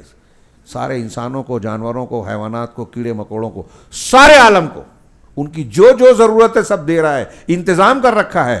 وَهُوَ مَعْبُودِي لَيْسَ لِي مَعْبُودٌ سِوَاهُ، اور وہی میرا معبود ہے، وہ جو پروردگار ہے جس نے پالا پوسا، روزی دیا، ساری ضرورت کا سامان، ہر چیز پوری کی، اور وہی میری عبادت کا لائق ہے. جب وہ رب ہے، سب کچھ وہ دے رہا ہے، اسی کا سب کچھ ہے، تو وہی میرا معبود ہے، اور میرے لیے اس کے سوا کوئی معبود ہے ہی نہیں. اس پر اللہ تعالیٰ کا یہ قول دلیل ہے. شیخ محمد الوہاب کی عبارت پڑھ رہا ہوں کہ یہ جو کہا کہ میرا رب اللہ ہے، ساری کائنات کو وہی پال رہا ہے، اور پال رہا ہے، ساری ضرورت پوری کر رہا ہے، اسی لیے وہ عبادت کے لائق ہے. تو کہا کہ دلیل اس پر اللہ تعالیٰ کا یہ فرمان ہے. میں نے ربوبیت کی بہت زیادہ تشریح نہیں کی، اس کی رب کی جو تعریف کی ہے لوگوں نے لغت کے اعتبار سے کہ انشاء الشیء حالاً فحالاً اذا حدث تمام، کہ کسی چیز کو درجہ بدرجہ بڑھانا یہاں تک کہ مکمل پہنچ جائے. تو اللہ تبارک و تعالیٰ نطفے کی شکل سے لے کے ہم کو پیدا کرنے سے لے کے مرنے تک ساری انتظام کر رہا ہے. مرنے کے بعد قبر میں بھی کر رہا ہے. قبر میں عجب الذنب، جو ہماری ہڈی ہے، گل جانے کے بعد وہ ایک رہے گی، اس سے قیامت کے دن پھر پیدا کرے گا، حساب کتاب لے گا، اور پھر جنت یا جہنم میں ڈالے گا. اللہ ہم کو جنت میں ڈالے، جہنم سے بچائے. ہاں، لیکن وہاں بھی تربیت کر رہا ہے، وہاں تک اس کی ربوبیت چلے گی. خیر، تو کہا کہ میرا رب اللہ ہے، اور اس کی دلیل جو ہے الحمدللہ رب العالمین، کہ تمام تعریف اللہ کے لیے ہے جس نے، جو تمام جہانوں کا پالنہار، پروردگار، آقا، مالک، متصرف ہے. میں نے رب اور رب العالمین کی تھوڑی سی تشریح پہلے ہی کر دی ہے، لہذا اس عبارت سے ہم آگے بڑھتے ہیں. امام محمد الوہاب نے اس کو دلیل کو نقل کرنے کے بعد کہا وَكُلُّ مَا سِوَى اللَّهِ عَالَمٌ وَأَنَا وَاحِدٌ مِّن ذَلِكَ الْعَالَمِ، اللہ کے سوا جو بھی ہے سب کچھ عالم ہے، اور میں ان میں سے من ذالک، اسی عالم کا میں بھی ایک حصہ ہوں. میں بھی اللہ تبارک و تعالیٰ کا مربوب ہوں. رب وہ ہے، میں مربوب ہوں. تمام فرشتے، تمام انبیاء، تمام جن اور جو بھی مخلوق ہے، سب اللہ کی مخلوق اور اللہ کے مربوب ہیں. اللہ رب ہے، پالنے والا ہے، اور اللہ کی ربوبیت انسان کے سامنے سب سے زیادہ اللہ کی پہچان اور دلیل کے طور پر اس کی ربوبیت کے آثار اور علامتیں سامنے آتی ہیں. اس لیے آپ دیکھیں گے کہ اکثر و بیشتر مقامات پر جہاں اللہ تبارک و تعالیٰ نے اپنی نعمتوں کا ذکر کیا، وہاں اللہ نے اللہ نہیں کہا، رب کہا. جیسے پہلی ہی وحی میں اقرأ بسم ربک، پڑھیے اپنے رب کے نام سے، ہے نا، پڑھنا ہے. کس کے نام سے؟ بسم اللہ نہیں کہا. کیوں کہا؟ علماء نے بڑی بحثیں کی ہیں اس پہ، اور بڑی پیاری پیاری، کہ اللہ نے یہاں رب کہا. کیوں؟ اس لیے کہ انسان کے لیے اللہ تبارک و تعالیٰ کی پہچان کرنے کی سب سے واضح چیز اس کی ربوبیت کی چیزیں ہیں. جس کو یہاں انہوں نے آگے بیان کیا. تو اب سوال کیا کہ میں بھی ان میں سے ایک ہوں اور عالم کا ایک حصہ ہوں. اب آگے شیخ محمد بن عبدالوہاب کہتے ہیں فَإِذَا قِيلَ لَكَ، اگر آپ سے یہ کہا جائے کہ بِمَا عَرَفْتَ رَبَّكَ فَقُلْ بِآيَاتِهِ وَمَخْلُوقَاتِهِ، کہ تم نے اپنے پروردگار کو کس چیز کے ذریعے پہچانا. تم رب کی معرفت اور کہہ رہے ہو کہ میں نے رب کو پہچانا. اللہ میرا رب ہے، اللہ کی میں معرفت رکھتا ہوں. تو کیسے یہ معرفت حاصل ہوئی، کیسے اس کو پہچانا؟ اس کو دیکھا تو نہیں ہے تو کیسے پہچانا؟ تو شیخ نے اس کا جواب دیا. ایک جملہ ہے لیکن موٹی موٹی کئی کتاب اس کی تشریح میں لکھی جا سکتی ہے، دلائل اور وضاحت میں. کہا تو جواب یہ دو بِآيَاتِهِ وَمَخْلُوقَاتِهِ، اللہ کو میں نے پہچانا، اللہ کی معرفت حاصل کی اس کی آیتوں اور اس کی مخلوقات کے ذریعے سے. ہندی میں ان کے مادھیم سے، یعنی ان کے ذریعے سے میں نے اللہ تبارک و تعالیٰ کو پہچانا، معرفت حاصل کی. اب شیخ محمد عبدالوہاب رحمہ اللہ کی عبارت پڑھ رہا ہوں. وَمِنْ آیَاتِهِ، اور اللہ کی نشانیوں میں بہت، ہر چیز اس کی نشانی ہے. تو ان کی نشانیوں میں سے ہے اللیل والنہار، رات اور دن، والشمس والقمر، سورج اور چاند. یہ اس کی نشانیوں میں سے ہے. اور اس کی من آیاتہ و من مخلوقاتہ، اور اس کی مخلوقات میں سے، اس کی مخلوقات میں سے ہیں السماوات السبع والارضون السبع وما فیہن وما بینہما، کہ ساتوں آسمان، ساتوں زمینیں، اور جو کچھ آسمانوں اور زمین میں ہے اور جو کچھ آسمانوں زمین کے بیچ میں ہیں، سورج چاند ستارے کہکشائیں جتنے ہیں سب ان کے بیچ میں، سب چیزیں آ گئی. تو اللہ تعالیٰ کی آیتوں میں جو آیت کا ذکر کیا، تو اس میں جو مثال دی وہ صرف مخلوقات میں سے دی، جو کہ اس کی مخلوقات میں بھی آ جاتی ہے. اللہ کی آیات کا جو ذکر کیا، تو آیتیں دو طریقے کی ہیں. ایک آیات کونیہ، کون کائنات جو ہم بولتے ہیں اردو میں، یہ عربی سے ہی ہے، کون سے ہے کائنات. تو کائنات کی نشانیاں، یعنی آسمان، زمین، پیڑ پودے، جو بھی ہم کو کائنات میں نظر آ رہا ہے وہ ساری چیزیں اس میں آ گئی، مادی اور فزیکل طور پہ جو نظر آتی ہیں. اور اللہ کی نشانیوں میں دوسری نشانیاں ہیں آیات قرآنیہ، قرآن کی آیتیں جو تلاوت کی جاتی ہیں. اسی ضمن میں ہم بعض جو قرآن نے بیان کیا، رسول اللہ صلی اللہ علیہ وسلم نے بیان کیا، بعض ایسی آیتوں کا ذکر کر سکتے ہیں جس کا یہاں ذکر نہیں ہے، کہ آیات فطریہ اور آیات معنویہ. کچھ آیتیں ایسی ہیں جو فطرت، وہ قرآنی میں آ جاتی ہے لیکن میں اس کو الگ کر رہا ہوں، کہ انسان بغیر قرآن حدیث کے اپنی فطرت سے پہچانتا ہے، جانتا ہے کہ اللہ اوپر ہے. ابھی ہمارے یہاں کچھ لوگ سوال اٹھاتے ہیں اللہ اوپر ہے کہ نیچے کہاں ہے؟ تو اوپر ہے. اس کی بہت سی دلیلوں میں سے ایک دلیل اہل علم نے یہ بیان کی ہے. 1000 سے زیادہ قرآن حدیث میں دلیلیں ہیں کہ اللہ اوپر ہے، عرش کے اوپر ہے. ہمارے صوفی لوگ اور بہت سے لوگ نہیں مانتے، بولتے ہیں اللہ ہر جگہ ہے، علم سے ہر جگہ ہے، ذات اس کی اللہ آسمان پہ ہے. تو کچھ لوگ کہتے ہیں کہ اوپر نہیں مانتے. تو اس کی جو دلیلیں اس کا رد کرتے ہوئے دلیلیں دی، اس میں سے ایک دیا کہ کوئی بھی انسان ہو، یہاں تک کہ ایک چھوٹا بچہ ہو، جب دعا کرتا ہے نا، اللہ سے مانگتا ہے نا، تو ہاتھ بھی اوپر کی طرف اٹھاتا ہے اور دل میں اس کی توجہ بھی اوپر ہوتی ہے. یہ نیچرل اس کے اندر کی فطرت کہہ رہی ہے، دلیل کہہ رہی ہے، فطری دلیل کہ اللہ اوپر ہے. یہاں تک کہ غیر مسلم بھی اوپر والا بولتا ہے، وہ اللہ کو جس نام سے اور جس شکل میں بھی مانتا ہو، لیکن عموماً غیر مسلم بھی اوپر والا کہتے ہیں اس کو جو پروردگار پالنہار ہے، جس کو مانتے ہیں. بلکہ ایک مناظرہ بھی اسی پہ جیتے، وقت زیادہ ہو رہا ہے. شیخ کیا کروں میں تھوڑا سا بولوں 5-10 منٹ اور یہ ربوبیت والی تھوڑی سی بحث کر لیں، باقی دو کو پھر انشاءاللہ اگلی مجلس کے لیے اٹھا رکھیں گے. تو شیخ نے کہا کہ اس کی آیتیں، اللہ کو ہم نے پہچانا، اللہ کی معرفت، رب کی معرفت کیسے؟ اس کی آیات اور اس کی مخلوقات کے ذریعے.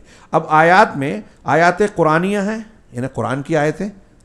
امل آیات الکونیہ رہے کائنات کی آیتیں، نشانیاں، تو ان کو بھی قرآن میں بیان کیا گیا ہے. تو اس میں رات اور دن بھی ہیں.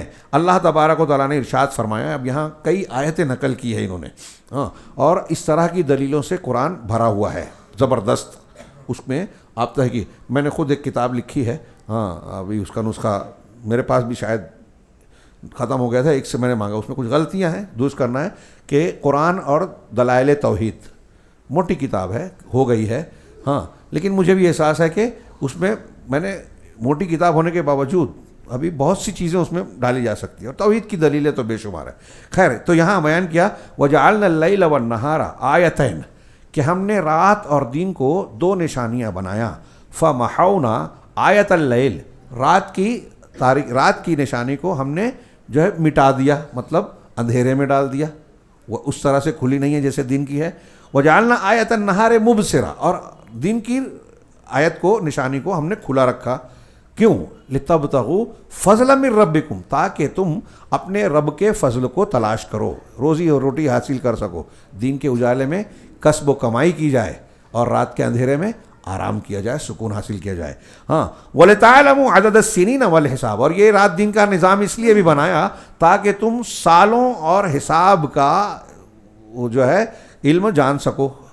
یعنی کیلنڈر اور دن رات جو ہم تاریخ مقرر کرتے ہیں، وقت دیتے ہیں، نماز کے اوقات، حج کے ایام، روزے کے ایام، پھر اس کے بعد جو ہے لین دین کے لیے، یا ایک سال میں یہ ہو گیا تعلیمی اوقات، یہ سارا جو نظام چل رہا ہے یہ اللہ کے بنائے ہوئے اس نظام سے جڑا ہوا ہے. یہ ایسا ہی ہے کیا؟ اللہ نے ہمارے لیے سہولت کے طور پر بنایا. اسی سے موسموں کی تبدیلی ہوتی ہے، رات اور دن کی گردش ہوتی ہے، کب آرام کرنا ہے کب کمائی کرنا ہے یہ طے ہوتا ہے. ہمارے لیے یہ نظام بنتا ہے کہ ورکنگ آورس کیا ہیں، ٹائم، کام کا ٹائم کیا ہے، آرام کا ٹائم کیا ہے، بال بچوں کے ساتھ کب ملنا چاہیے، ایک نظام بنا سکتے ہیں. تو بہرحال ہاں، اللہ نے کہا وَكُلَّ شَيْءٍ فَصَّلْنَاهُ تفصیلا، ہر چیز کو ہم نے بالکل واضح طور سے تفصیل سے بیان کر دیا، واضح کر دیا ہے.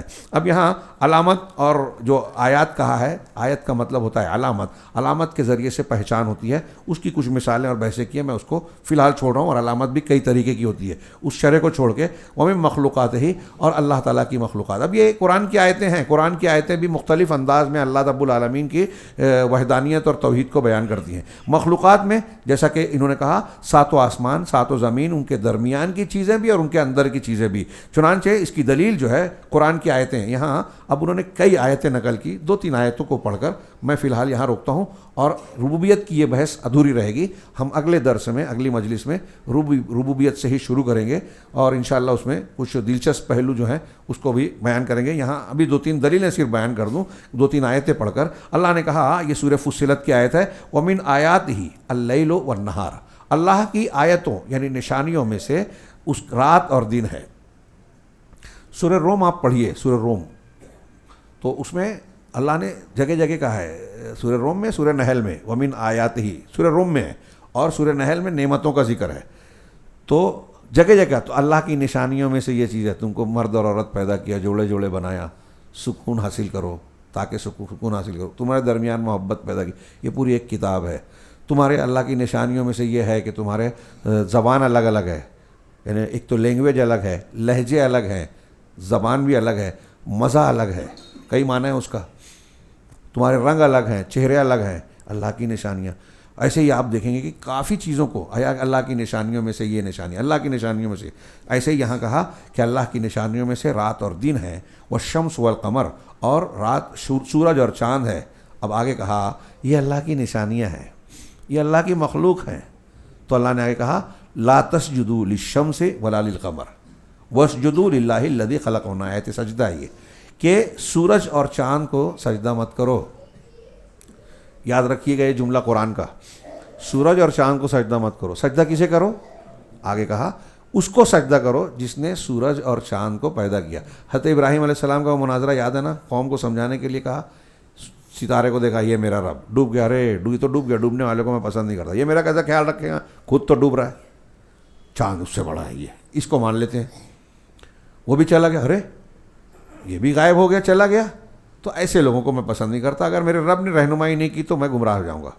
پھر سورج نکلا، یہ سب سے بڑا ہے، اس کو مان لیتے ہیں رب.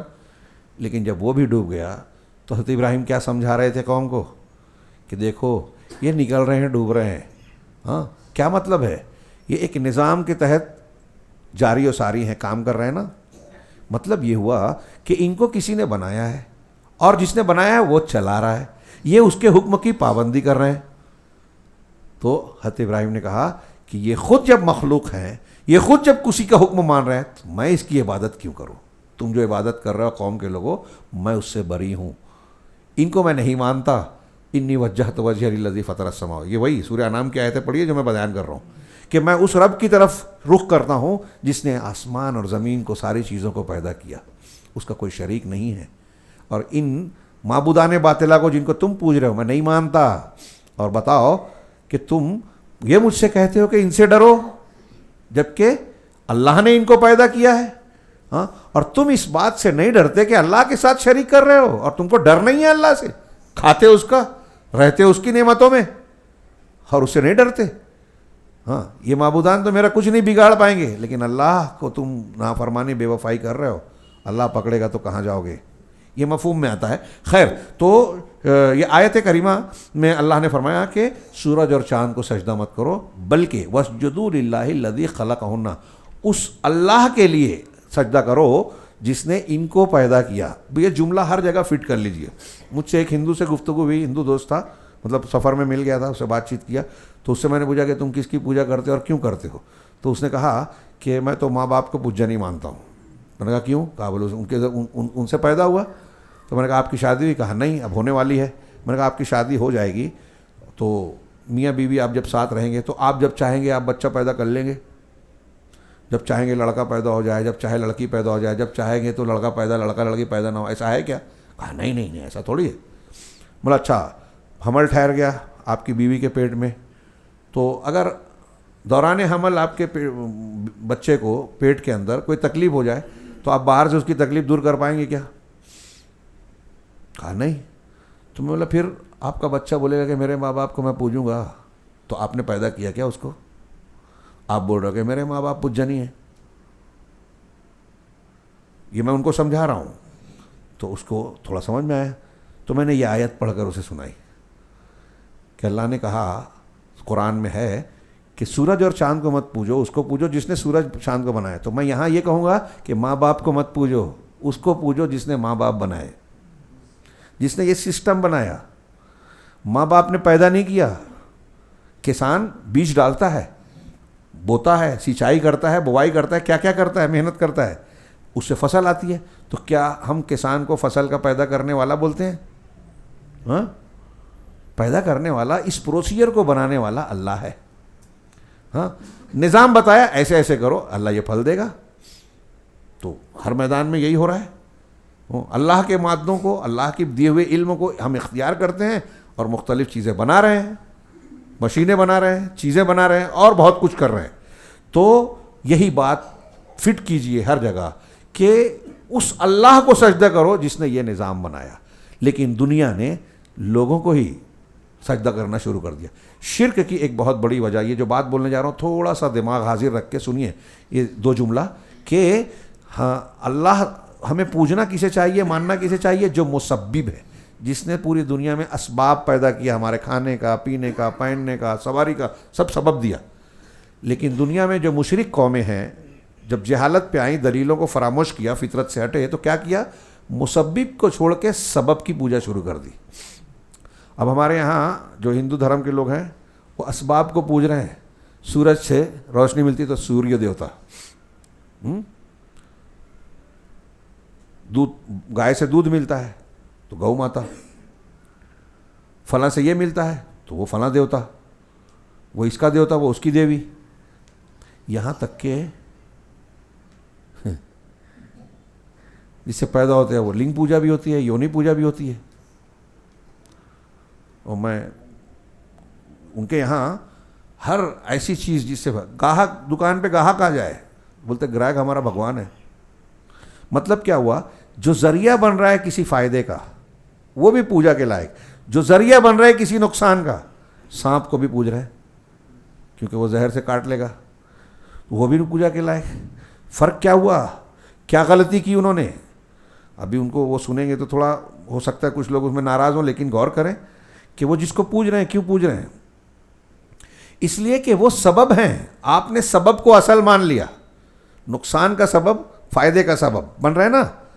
اور ہمیں پوجنا کسے چاہیے؟ جس نے اس سبب کو پیدا کیا.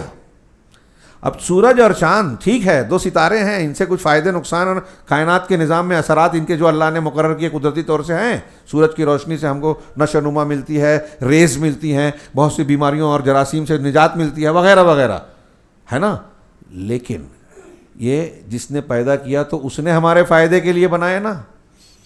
جتنی دور ہے اتنا ہمارے لیے معقول. وہ فاصلہ جانتا تھا جتنی دور ہے اس سے آدھا کم کر دیا جائے تو دنیا میں ہر چیز جل جائے, اس سے آدھا دور کر دیا جائے تو دنیا میں ہر چیز جم جائے. یہ سائنس والے جغرافیہ والے بولتے ہیں. تو جس نے بنایا مطلب وہ علم والا ہے کہ جانتا ہے کہ کہاں رہنا چاہیے, کس میں لوگوں کے لیے فائدہ ہے. تو جس نے اسے بنایا, جس نے اس کو فائدہ ہے اس میں فائدے رکھے, اس کو پوجو. تو مسبب پر نظر رکھیے, اسباب پر نہیں. دنیا میں مشرک قومیں مسبب کو چھوڑ کے اسباب پر جو ہے زور دینے لگتی ہیں. بہت اہم بات ہے. اور آج بھی ہمارے ہاں کچھ مسلمان بھی جو ہے یہی کرتے ہیں کہ مسبب کو چھوڑ کے لوگوں پر محنت کر رہے ہیں. کہہ رہے یہ ہمارے مائی باپ ہیں, وہ پھلانے ہیں, اور وہ خوش ہو جائیں تو ایمان کو بیچ دیتے ہیں, ضمیر کو بیچ دیتے ہیں, مخبری کرتے ہیں. کیوں؟ یہ سمجھ کے کہ ہم جس کے کام آ رہے ہیں وہ ہم کو بچا لے گا.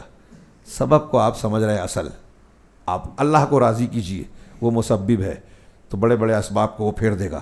تو اللہ نے کہا کہ اللہ کو کے لیے سجدہ کرو جس نے ان سب کو پیدا کیا. ان کنتم ایاہ تعبدون, اگر تم اسی کی عبادت کرتے ہو. ایک آیت اور پڑھ لیتے ہیں. وقولہ تعالی, اور اللہ تعالیٰ کا فرمان, ان ربکم اللہ الذی خلق السماوات والارض فی ستۃ ایام, یقیناً تمہارا رب پالنہار پروردگار وہ ہے جس نے آسمانوں اور زمین کو 6 دنوں میں پیدا کیا. 6 دن کتنے بڑے تھے, کیا تھے, وہ ہمیں نہیں معلوم. کون سا 6 دن؟ 6 دن, 6 ہی دن کیوں ہیں, 5 کیوں نہیں, 7 کیوں نہیں؟ یہ اللہ کی حکمت ہے. ہم کو بتایا, ہمیں مان لینا ہے. اس پہ بھی لوگ کچھ قابلیت کا مظاہرہ کرتے ہیں. اب اگر وہ 7 دن بولتا تو آپ 7 پر ہی سوال کرتے, 7 ہی کیوں؟ تو جیسے 7 ہی کیوں نہیں ہے, یہ 7 نہیں ہے تو 6 ہے, اللہ کی مشیت مرضی. تو 6 دنوں میں آسمانوں اور زمینوں کو پیدا کیا. ثم استوى علی العرش, پھر وہ عرش پر مستوی ہو گیا, قائم ہو گیا. ہاں, استوا مانا قاما, ارتفع, ہم بلند ہوا. کچھ لوگ اس کا انکار کرتے ہیں, اس کی کیفیت پہ بحث کرتے ہیں, یا اللہ کے عرش پر مستوی ہونے کا انکار کرتے ہیں. کئی گمراہ فرقے اس میں پڑ گئے, اور ہمارے ہندوستان میں بہت سے صوفی, بہت سارے صوفیوں کو ماننے والے اس معاملے میں غلط عقیدے کے شکار ہیں. یہ کوئی چھوٹی موٹی گمراہی نہیں ہے. ہاں, ہمارے ڈاکٹر اسرار جیسے لوگ اس سلسلے میں غلط بیانی کرتے ہیں, گمراہ بیان کرتے ہیں. تو اللہ عرش پر یغشی اللیل النہار, رات سے دن کو ڈھانپتا ہے. آسمانوں اور زمین کو 6 دنوں میں پیدا کیا, پھر عرش پر مستوی ہو گیا, اور رات کے ذریعے دن کو ڈھانپ دیتا ہے. دن میں اجالا ہے, رات کے ذریعے سے اس کو لباس پہنا دیتا ہے. ہاں, یطلبہ حثیثا, جو تیزی سے اس کا پیچھا کرتی ہے, مطلب ایک دوسرے کے پیچھے آتے ہیں. ہاں, والشمس والقمر والنجوم مسخرات بامرہ, اور سورج, چاند اور سارے ستارے اس کے حکم کے تابع دار ہیں. مسخر ہیں یعنی اس کے تابع فرمان ہیں. بولتے ہیں نا تسخیر, یعنی قابو میں آ جانا. تو اللہ تبارک و تعالیٰ کے مسخر ہیں. سورج, چاند, ستارے بڑی بڑی, تو ہماری اور آپ کی اور دنیا کی چھوٹی چھوٹی چیزوں کی کیا اوقات ہے, سب اس کے حکم کے پابند ہیں. تو اگلا جملہ یاد رکھنے والا ہے قرآن کا, الا لہ الخلق ولہ الامر. الا لہ الخلق والامر, ولہ دوبارہ نہیں ہے, الا لہ الخلق والامر. سنو, مخلوق بھی اسی کی, حکم بھی اسی کا. یہ ایک پوائنٹ دھیان رکھیے. پیدا کس نے کیا؟ اللہ نے. پیدا اس نے کیا تو مذہب کس کا چلے گا؟ That's all. کتنی سمپل بات ہے. یہی اللہ نے کہا, پیدا اس نے کیا تو آرڈر کسی اور کا آپ فالو کریں گے آپ؟ ابے وہ بنایا. ہاں, آپ کے گھر میں آپ نے بچے کو, مطلب جو بھی پیدائش ہوئی اور پالا پوسا سب خرچہ کیا, اور بولا میں آپ کی نہیں مانتا, پڑوسی کی مانوں گا, تو آپ کو کیسا لگے گا؟ ابے پیدا میں نے کیا, پالا پوسا میں نے, خرچہ میں کر رہا ہوں, پال پوس کے بڑا کیا, اور تو بولتا ہے کہ میں تیرے کو ابا نہیں مانتا, اس کو مانتا. تو اللہ نے پیدا کیا, تو جس نے پیدا کیا, ہاں, اسی کا حکم چلنا چاہیے نا. کائنات کا مالک کون ہے؟ اللہ. قرآن میں جگہ جگہ ہے, للہ ما فی السماوات و ما فی الارض. آسمان زمین میں جو سب اسی کا ہے, اسی کی ملکیت ہے, اسی کا اقتدار ہے. کتنی سمپل بات ہے. میں اکثر یہ بات بیان کرتا ہوں, قرآن بیان کرتا ہے, ہم لوگ غور نہیں کرتے. ہاں, اب یہ قلم میرا ہے, ٹھیک ہے, میں نے اکثر بیان کیا ہے. تو اب آپ میں سے کسی کو لگا کہ یار یہ قلم مجھے لینا چاہیے, تو آپ جا کے حافظ عبدالتواب سے, ہمارے بھائیوں میں سے کسی کے پاس جائیں گے, طارق صاحب, سفیان صاحب کے پاس جائیں گے کہ وہ مولانا کے جیب میں جو پین ہے آپ مجھے دے دو. آپ ان سے کہو کہ یہ پین جو میرا ہے, میرے پین کو آپ اس سے مانگیں گے کیا؟ کیوں ہنسی آ رہی ہے نا؟ کیوں ہنسی آ رہی ہے؟ بے وقوفی کی بات کر رہا ہوں نا. اس سے بڑی بے وقوفی کا کام مشرک کر رہا ہے. اللہ بول رہا ہے کہ کھجور کی گٹلی کا چھلکا بھی کوئی دوسرے کا نہیں ہے, اسی کا ہے, اس کا مالک بھی اللہ ہی ہے. ہاں, یہ آسمان زمین پیڑ پودے, ایک ایک ذرہ, ایک ایک پتا, ایک ایک دانہ اللہ کا ہے. تو اللہ کی ملکیت ہے اور آپ مانگ رہے ہو دیوی دیوتاؤں سے, آپ مانگ رہے ہو قبر سے, قبر والے سے, اولیاء سے, صالحین سے, انبیاء سے, فرشتوں سے. جب ان کا ہے ہی نہیں تو دیں گے کیسے؟ قلم میرا ہے, یہ نہیں دے سکتے. اور میں نے کہا کہ آپ ان سے مانگیں گے تو آپ کو ہنسی آ رہی ہے. کیوں؟ اس لیے کہ یہ بالکل کھلی بے وقوفی نظر آ رہی ہے. عقلی طور سے یہ نظر آتا ہے کہ مشرک سے زیادہ بڑا احمق گھامڑ کوئی ہے ہی نہیں کہ اللہ کا سامان دوسروں سے مانگ رہا ہے. کائنات پوری اللہ کی ہے. وہی اللہ کہہ رہا ہے ہاں کہ لہ الخلق, مخلوق اسی کی ہے, ساری پیدائش اور کائنات اس نے بنائی. تو قانون دوسرے کا چلے گا کیا؟ تو اسی کا حکم بھی چلے گا. ایک ترجمہ لوگوں نے یہ کیا خلق اور امر کا. خلق اور امر کا ایک مفہوم کچھ لوگوں نے یہ کیا کہ مخلوق وہ ہے جو ہمیں دکھائی دیتی ہے واضح عالم ظاہر, کھلے طور سے, فزیکل طور پہ, مادی طور سے. اور امر وہ ہے جو ہمیں دکھائی نہیں دیتا. فرشتے ہیں, جن ہیں, روحانی چیزیں ہیں, غیب کی چیزیں ہیں, اور جو قبر کی چیزیں ہیں, پھر آخرت کی چیزیں ہوں گی. اللہ تعالیٰ کے اسماء و صفات اور اللہ کی ذات ہے. تو کچھ لوگ کہتے ہیں کہ روح اور جسم جیسے ہے, تو ہماری باڈی خلق ہے, ہماری روح امر ہے. اسی لیے اللہ تعالیٰ نے قرآن میں کہا یسألونک عن الروح, وہ آپ سے روح کے بارے میں پوچھتے ہیں. قل ہوا من امر ربی, تو آپ کہیے وہ میرے رب کے امر میں سے ہے, میرے رب کا حکم ہے. تو وہی کہا خلق اور امر, تو جسم خلق ہے اور امر روح ہے. کچھ لوگوں نے یہ تشریح کی, میں ایک دم وہ نہیں کہہ رہا ہوں, ایک قول ہے اسے نقل کر دیا, واللہ عالم. لیکن جو واضح معنی ہے پہلا والا, اور وہی کھلا ہے اور وہی مقصود بھی ہے کہ کائنات جب اللہ کی بسائی بنائی ہوئی ہے وہی چلا رہا ہے. وہ الحی القیوم ہے, الصمد ہے, ہاں وہی سارا نظام چلا رہا ہے, وہی رب ہے, وہی رزاق ہے. تو پھر دوسرے کا قانون کیوں چلے گا؟ کتنی سمپل لاجک اور بات ہے, مشرک کی سمجھ میں نہیں آتی. ہاں, تو اللہ نے کہا کہ مخلوق اسی کی ہے, تو مخلوق بھی اسی کی اور امر بھی اسی کا. تبارک اللہ رب العالمین, پاک ہے اللہ جو تمام جہانوں کا. کیوں پاک ہے؟ تمام جہانوں کا پروردگار ہے. پروردگار ہے اس کا مطلب پروردگاری کی قوت اور قدرت ہے اس کے اندر. دنیا میں اور کائنات میں اور وجود میں کوئی ایسا نہیں ہے. میں نے کہا ایک شہر کو 2 دن 4 دن 6 دن مہینہ بھر کوئی کھلا نہیں پائے گا. اللہ تبارک تعالیٰ ساری مخلوق کو, ہاں سمندر کے اندر کوئی جاندار ہو, زمین کی تہ میں کوئی کیڑا مکوڑا ہو, ہواؤں میں ہو, زمین پر ہو, فرشت آسمانوں میں ہو, سب کو روزیاں دے رہا ہے. رب العالمین ہے وہ, ایک ایک چیز کو اس کی ضرورت پوری کر رہا ہے. صرف کھانا نہیں دے رہا ہے, صرف پینا نہیں دے رہا ہے, ضرورت کی ساری چیزیں دیتا ہے, اور سب اس کی ربوبیت میں آ جاتا ہے. تبارکہ برکت ہو. برکت کا ایک معنی یہ ہوتا ہے, ہم بولتے ہیں کہ اللہ آپ کے مال میں اولاد میں برکت دے, تو ایک معنی ہوتا ہے کہ زیادہ ہو جائے, ایک معنی ہوتا ہے کہ جو دی ہوئی ہے وہ قائم رہے, برقرار رہے. اللہ کے لیے کسی چیز کے زیادہ ہونے کا معنی ہو ہی نہیں سکتا, کیونکہ اللہ تبارک تعالیٰ کی جتنی بھی خوبیاں ہیں, کمالات ہیں, سب کامل ہے.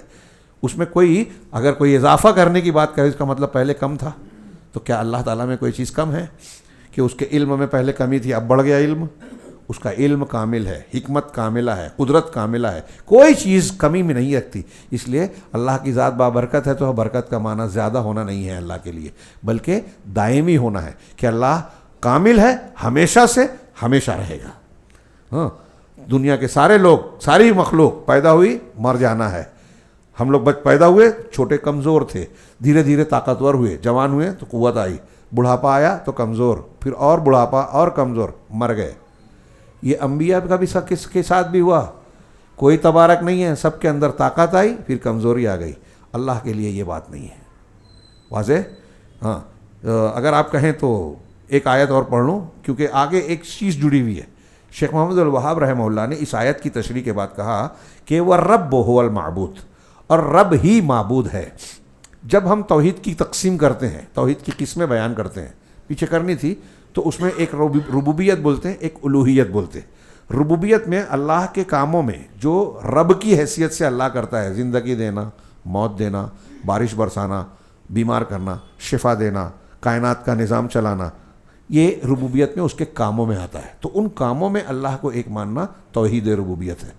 الوہیت میں توحید کو ہم جو کام اللہ کے لیے کرتے ہیں، جو اللہ پسند کرتا ہے، سجدہ ہے، رکوع ہے، اور آگے اس کی قسمیں بیان ہوگی۔ یہ جو ہمارا اصل یہاں شروع ہوگا کہ ان کی عبادت میں جیسے رجا ہے، خوف ہے، سجدہ ہے، رکوع ہے، نظر و نیاز ہے، ہاں حج ہے، حج میں جو بھی اعمال ہوتے ہیں سب عبادت ہے۔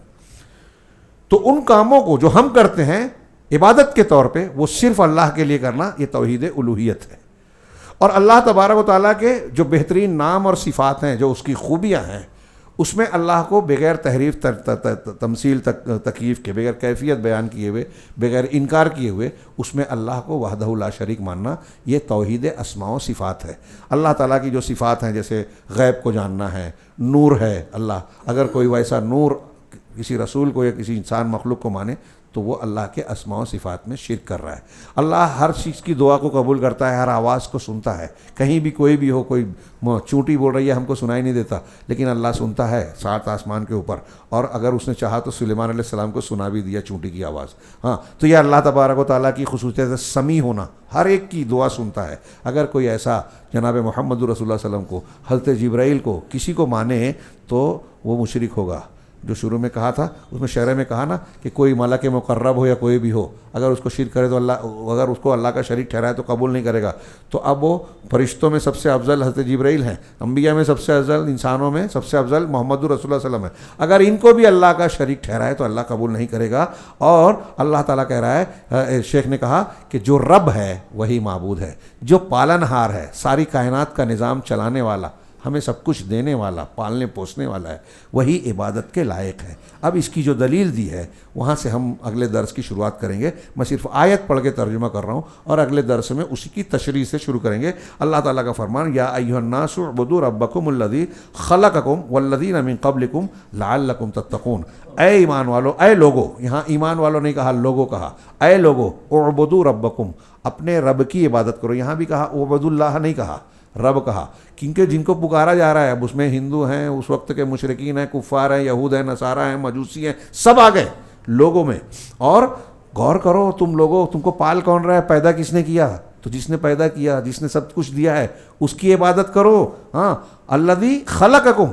اب ربوبیت جو ہے، میں نے کہا کہ اس کی نشانیاں سب سے واضح ہیں، وہ بات شاید ادھوری رہ گئی تھی پہلے، کہ رب کو ایسی جگہوں پر اس لیے کہا کہ اللہ کی ربوبیت ہر انسان کو کتنا بھی جاہل ہو دکھائی دے رہی ہے۔ آسمان دکھ رہا ہے، کتنا بھی جاہل ہو، کتنا بھی جاہل ہو، آسمان دکھ رہا ہے اسے، تو اس سے سوال کرو بھئی آسمان کس نے بنایا؟ اور آسمان کون بنا سکتا ہے؟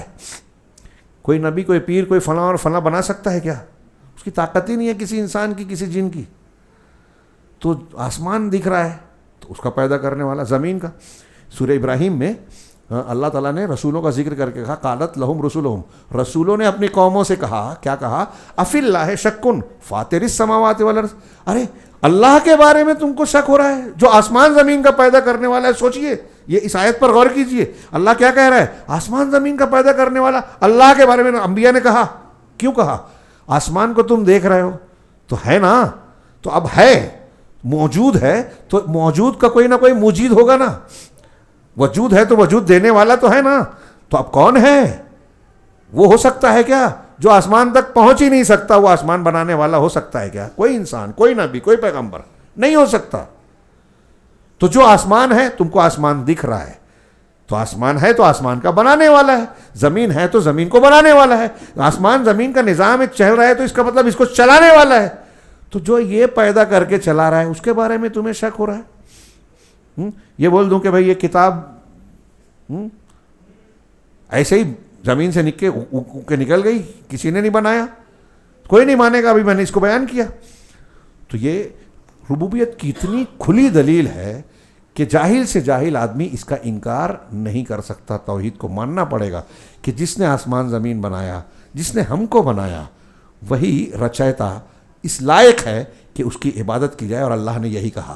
قرآن آپ پڑھنا شروع کرتے ہیں الف لام میم ذالک الکتاب سے، تو یہ پہلا حکم ہے سورہ بقرہ میں سب سے پہلے سب سے عظیم حکم ہے، اور اس میں سب سے زیادہ عظیم گناہ کی ممانعت ہے۔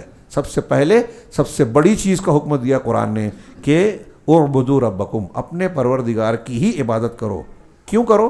اس کی ربوبیت کا سب سے جیتا جاگتا نمونہ ہے خلقکم، اس نے تم کو پیدا کیا، پیدا اس نے کیا تو وہی رب ہے، اور جب وہی رب ہے سارا نظام ہو، پیدا بھی اس نے کیا، کھلا پلا بھی رہا ہے، تو پھر عبادت کسی اور کی کیسے کر سکتے ہو؟ اسی کی عبادت کرو۔ والذین من قبلکم، صرف تم کو ہی نہیں پیدا کیا بلکہ تم سے جو پہلے ہیں، تمہارے باپ دادا، ان کے باپ دادا، ان کو بھی پیدا کیا۔ کیوں اس کی عبادت کرنی ہے؟ لعلکم تتقون، تاکہ تم بچ جاؤ۔ اس کا مطلب یہ ہوا کہ جو اللہ کی عبادت نہیں کرتا وہ بچے گا نہیں۔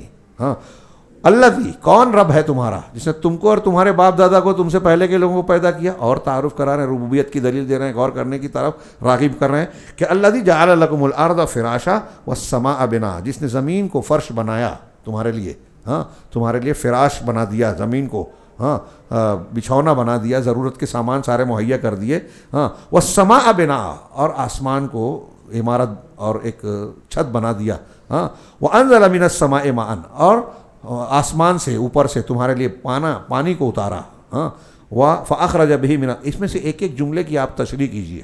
سائنس والے جو کرتے ہیں کہ پانی کو پیدا آسمان سے اتارا، جس کو روزی کہا، کیا کیا ہوتا ہے اس سے؟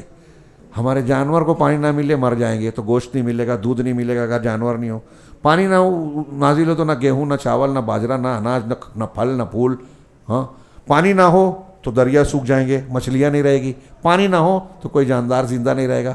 اللہ نے ہر چیز کو پانی سے زندہ کیا، پانی سے ہر چیز کی زندگی جڑی ہوئی ہے۔ بہت سے بولتے ہیں کہ جانور ایسے ہوتے ہیں کہ جو ہوا کے بغیر جی لیتے ہیں، لیکن پانی کے بغیر شاید ہی کوئی ایک آدھ دو جانور مل جائے جو جی سکے۔ تو اللہ نے کہا اللہ جس نے آسمان سے پانی کو اتارا، فاخرج به من الثمرات رزقا لکم، تو اس سے پھلوں کو نکالا جو تمہارا رزق ہے، تمہارے روزی کے طور پر پھل تم کھاتے ہو، تم اس کا چھلکا تمہارے جانور کھاتے ہیں، ہاں اس سے غذا بھی ملتی، غذائیت بھی ملتی ہے، دوا بھی ملتی ہے، ہاں فلا تجعلوا للہ اندادا وانتم تعلمون، تو تم جانتے بوجھتے اللہ کو انداد نہ بناؤ۔ علامہ ابن کثیر کہتے ہیں کہ ان ساری چیزوں کا جو پیدا کرنے والا ہے، ان ساری چیزوں کو جس نے پیدا کیا، تم سے پہلے کے لوگوں کو، ہاں آسمانوں کو، زمین کو، ہاں جس نے زمین کو پیدا کیا، بارش برسا رہا ہے، پھل پیدا کر رہا ہے، جو ان ساری چیزوں کا خالق ہے، وہی اس بات کے لائق ہے کہ اس کی عبادت کی جائے۔ لا الہ الا اللہ، اسی لیے ہم کہتے ہیں کہ اللہ کے سوا کوئی لائق عبادت موجود ہے ہی نہیں۔ یہ اصول ثلاثہ کی اصل گفتگو کے آغاز میں پہلا حصہ، من ربک، تمہارا رب کون ہے، تو ہم کہیں گے اللہ۔ کیوں اللہ ہے؟ کس طرح اللہ کو تم نے پہچانا؟ تو شیخ نے کہا کہ اس کی آیتوں کے ذریعے سے اور اس کی مخلوقات کے ذریعے سے۔ آیت قرآنیہ بھی ہے اور بھی دوسری نشانیاں ہیں، اور مخلوقات میں ہر طرف اس کی بکھری ہوئی ہے، اور ہماری فطرت بھی کہتی ہے کہ توحید ہی ہے، ہمارا دل، ہماری عقل یہ کہتی ہے کہ اس کائنات کا ایک خالق ہونا چاہیے، رب ہے، اور وہ سوائے اللہ کے کوئی ہو ہی نہیں سکتا، کیونکہ ربوبیت کے لیے جو خصوصیات، جو قدرت، جو طاقت ہونی چاہیے، جتنی بھی مخلوقات کو ہم دیکھتے ہیں، چاہے وہ انبیاء، اولیاء اور فرشتے ہی کیوں نہ ہوں، ان کے اندر وہ صلاحیتیں موجود نہیں ہیں۔ جو آدمی یا جو ذات جس کام کی صلاحیت نہیں رکھتی، وہ کام کرنے والا نہیں ہو سکتا۔ اگر ہم کہیں گے کہ بہت سارے بندروں نے یا بلیوں نے مل کر ایک کمپیوٹر بنا دیا، یا میرا موبائل بگڑ گیا تھا، میں نے گھر کی بلی کو دیا تو سب بلیوں نے مل کے موبائل بنا دیا، تو آپ مانیں گے کیا؟ نہیں مانیں گے۔ کیوں؟ اس لیے کہ بلی یہ کام نہیں کر سکتی، اس کے اندر جو صلاحیت نہیں ہے وہ کام کرنے والی نہیں ہو سکتی۔ اب آسمانوں، زمینوں، پہاڑوں، سمندروں پر غور کیجئے، اور جن لوگوں کو عبادت کی جاتی ہے ان پر غور کیجئے۔ کیا ان میں سے کوئی بھی اللہ کے سوا ایسا ہے جو سمندر بنا سکے، سمندر کو کی موجوں کو تھام سکے، آسمان کو بنا سکے، اس کے نظام کو چلا سکے، سورج چاند ستاروں پر کنٹرول کر سکے، کسی انسان کو جو مر جائے اس کو زندہ کر سکے، کوئی بے اولاد ہے اس کو اولاد دے سکے؟ کوئی نہیں ہے۔ یہ کام کون کر سکتا ہے سوائے اللہ کے؟ کوئی نہیں۔ ایسی بہت سی خصوصیات اور بہت ساری دلیلیں ہیں جس کے ذریعے سے ہم رب کو پہچانتے ہیں۔ یہ معرفت رب بہت ضروری ہے۔ ابھی ایک پہلو جو یہاں بیان نہیں کیا گیا، میں نے شروع میں کہا کہ اللہ کی معرفت اس کے اسماء و صفات سے ہوتی ہے۔ قرآن میں اور حدیثوں میں جو بیان کیا گیا کہ اللہ کے یہ نام ہے، جب آپ اس کے معنی مفہوم پر غور کریں گے تو آپ اللہ کو پہچانیں گے، اور جتنا آپ اللہ کو پہچانیں گے اتنی آپ کی توحید مضبوط ہوگی، اتنا زیادہ آپ کا ایمان گہرا اور مضبوط سے مضبوط تر ہوگا۔ توحید اور ایمان جب مضبوط ہوگا تو جیسا کہ میں نے کہا آپ کی بندگی اور آپ کی زندگی کا مقصد اتنا زیادہ اونچا اور بلند ہوتا چلا جائے گا۔ آگے کے دو سوالات اس سے جڑے ہوئے ہیں اور ہمارے زندگی کے لازمی علم میں سے تعلق رکھتے ہیں۔ تمہارا رب کون ہے؟ ابھی یہ بحث ادھوری ہے، اور اس کے بعد دین اور پھر کیا نام ہے نبی، ان کی پہچان، نبی کا حق، یہ تینوں چیزیں انشاءاللہ اگلی مجلس میں اگر اللہ نے توفیق دی، اور اللہ سے دعا ہے کہ وہ توفیق دے، اخلاص دے اور ہمارے اس اجتماع کو قبول فرمائے، ہمارے لیے دنیا اور آخرت میں اس کو خیر کا ذریعہ بنائے۔ میں اللہ کا شکر گزار ہوں کہ اس نے یہ موقع اور سعادت عطا فرمائی کہ دین اور دین کی سب سے اہم چیز کو سیکھنے سکھانے کا موقع دیا۔ اگر اس میں کوئی کمی رہی گئی ہو، اللہ رب العالمین آگے اس کو پوری کرنے کی توفیق عطا فرمائے، غلطی کو معاف فرمائے۔ اور اللہ کے شکریہ کے بعد میں اس کے منتظمین جو سامنے ہیں، پیچھے ہیں، اور جو شرکا ہیں، صدر محترم ہیں، یہاں یولا کی مسجد کے ذمہ داران، اور پھر یہاں کے جو رفقا جنہوں نے یہ نظم و ضبط کیا، کافی دنوں سے حافظ عبدالتواب کی طرف سے کے ذریعے سے ان کا پیغام موصول ہو رہا تھا۔ ہاں، میں معذرت چاہتا ہوں کہ تاخیر ہوئی، لیکن دعا کرتا ہوں کہ اللہ رب العالمین یہ جب بھی میسر ہوا اس کی توفیق سے اس میں اخلاص دے، اسے قبول فرمائے اور اس سلسلے کو آگے بڑھانے کی توفیق دے، اور اس سارے کاموں میں ہمیں اخلاص کے ساتھ یہ فائدہ دے کہ اس عقیدے کے جو فوائد قرآن و حدیث میں بیان کیے گئے ہیں، وہ فوائد ہم کو اور ہمارے رشتہ داروں اور گھر والوں کو یہ سارے فوائد ملے، اور اس کو نہ جاننے کے جو نقصانات ہیں دنیا اور آخرت میں، اللہ ان سارے نقصانات سے ہم کو، ہمارے اہل و عیال کو، ہماری جماعت کے لوگوں کو محفوظ رکھے، بلکہ سارے مسلمانوں کو اس راستے پہ چلنے کی توفیق دے۔ وآخر دعوانا ان الحمد للہ رب العالمین، وصلی اللہ علی نبینا محمد۔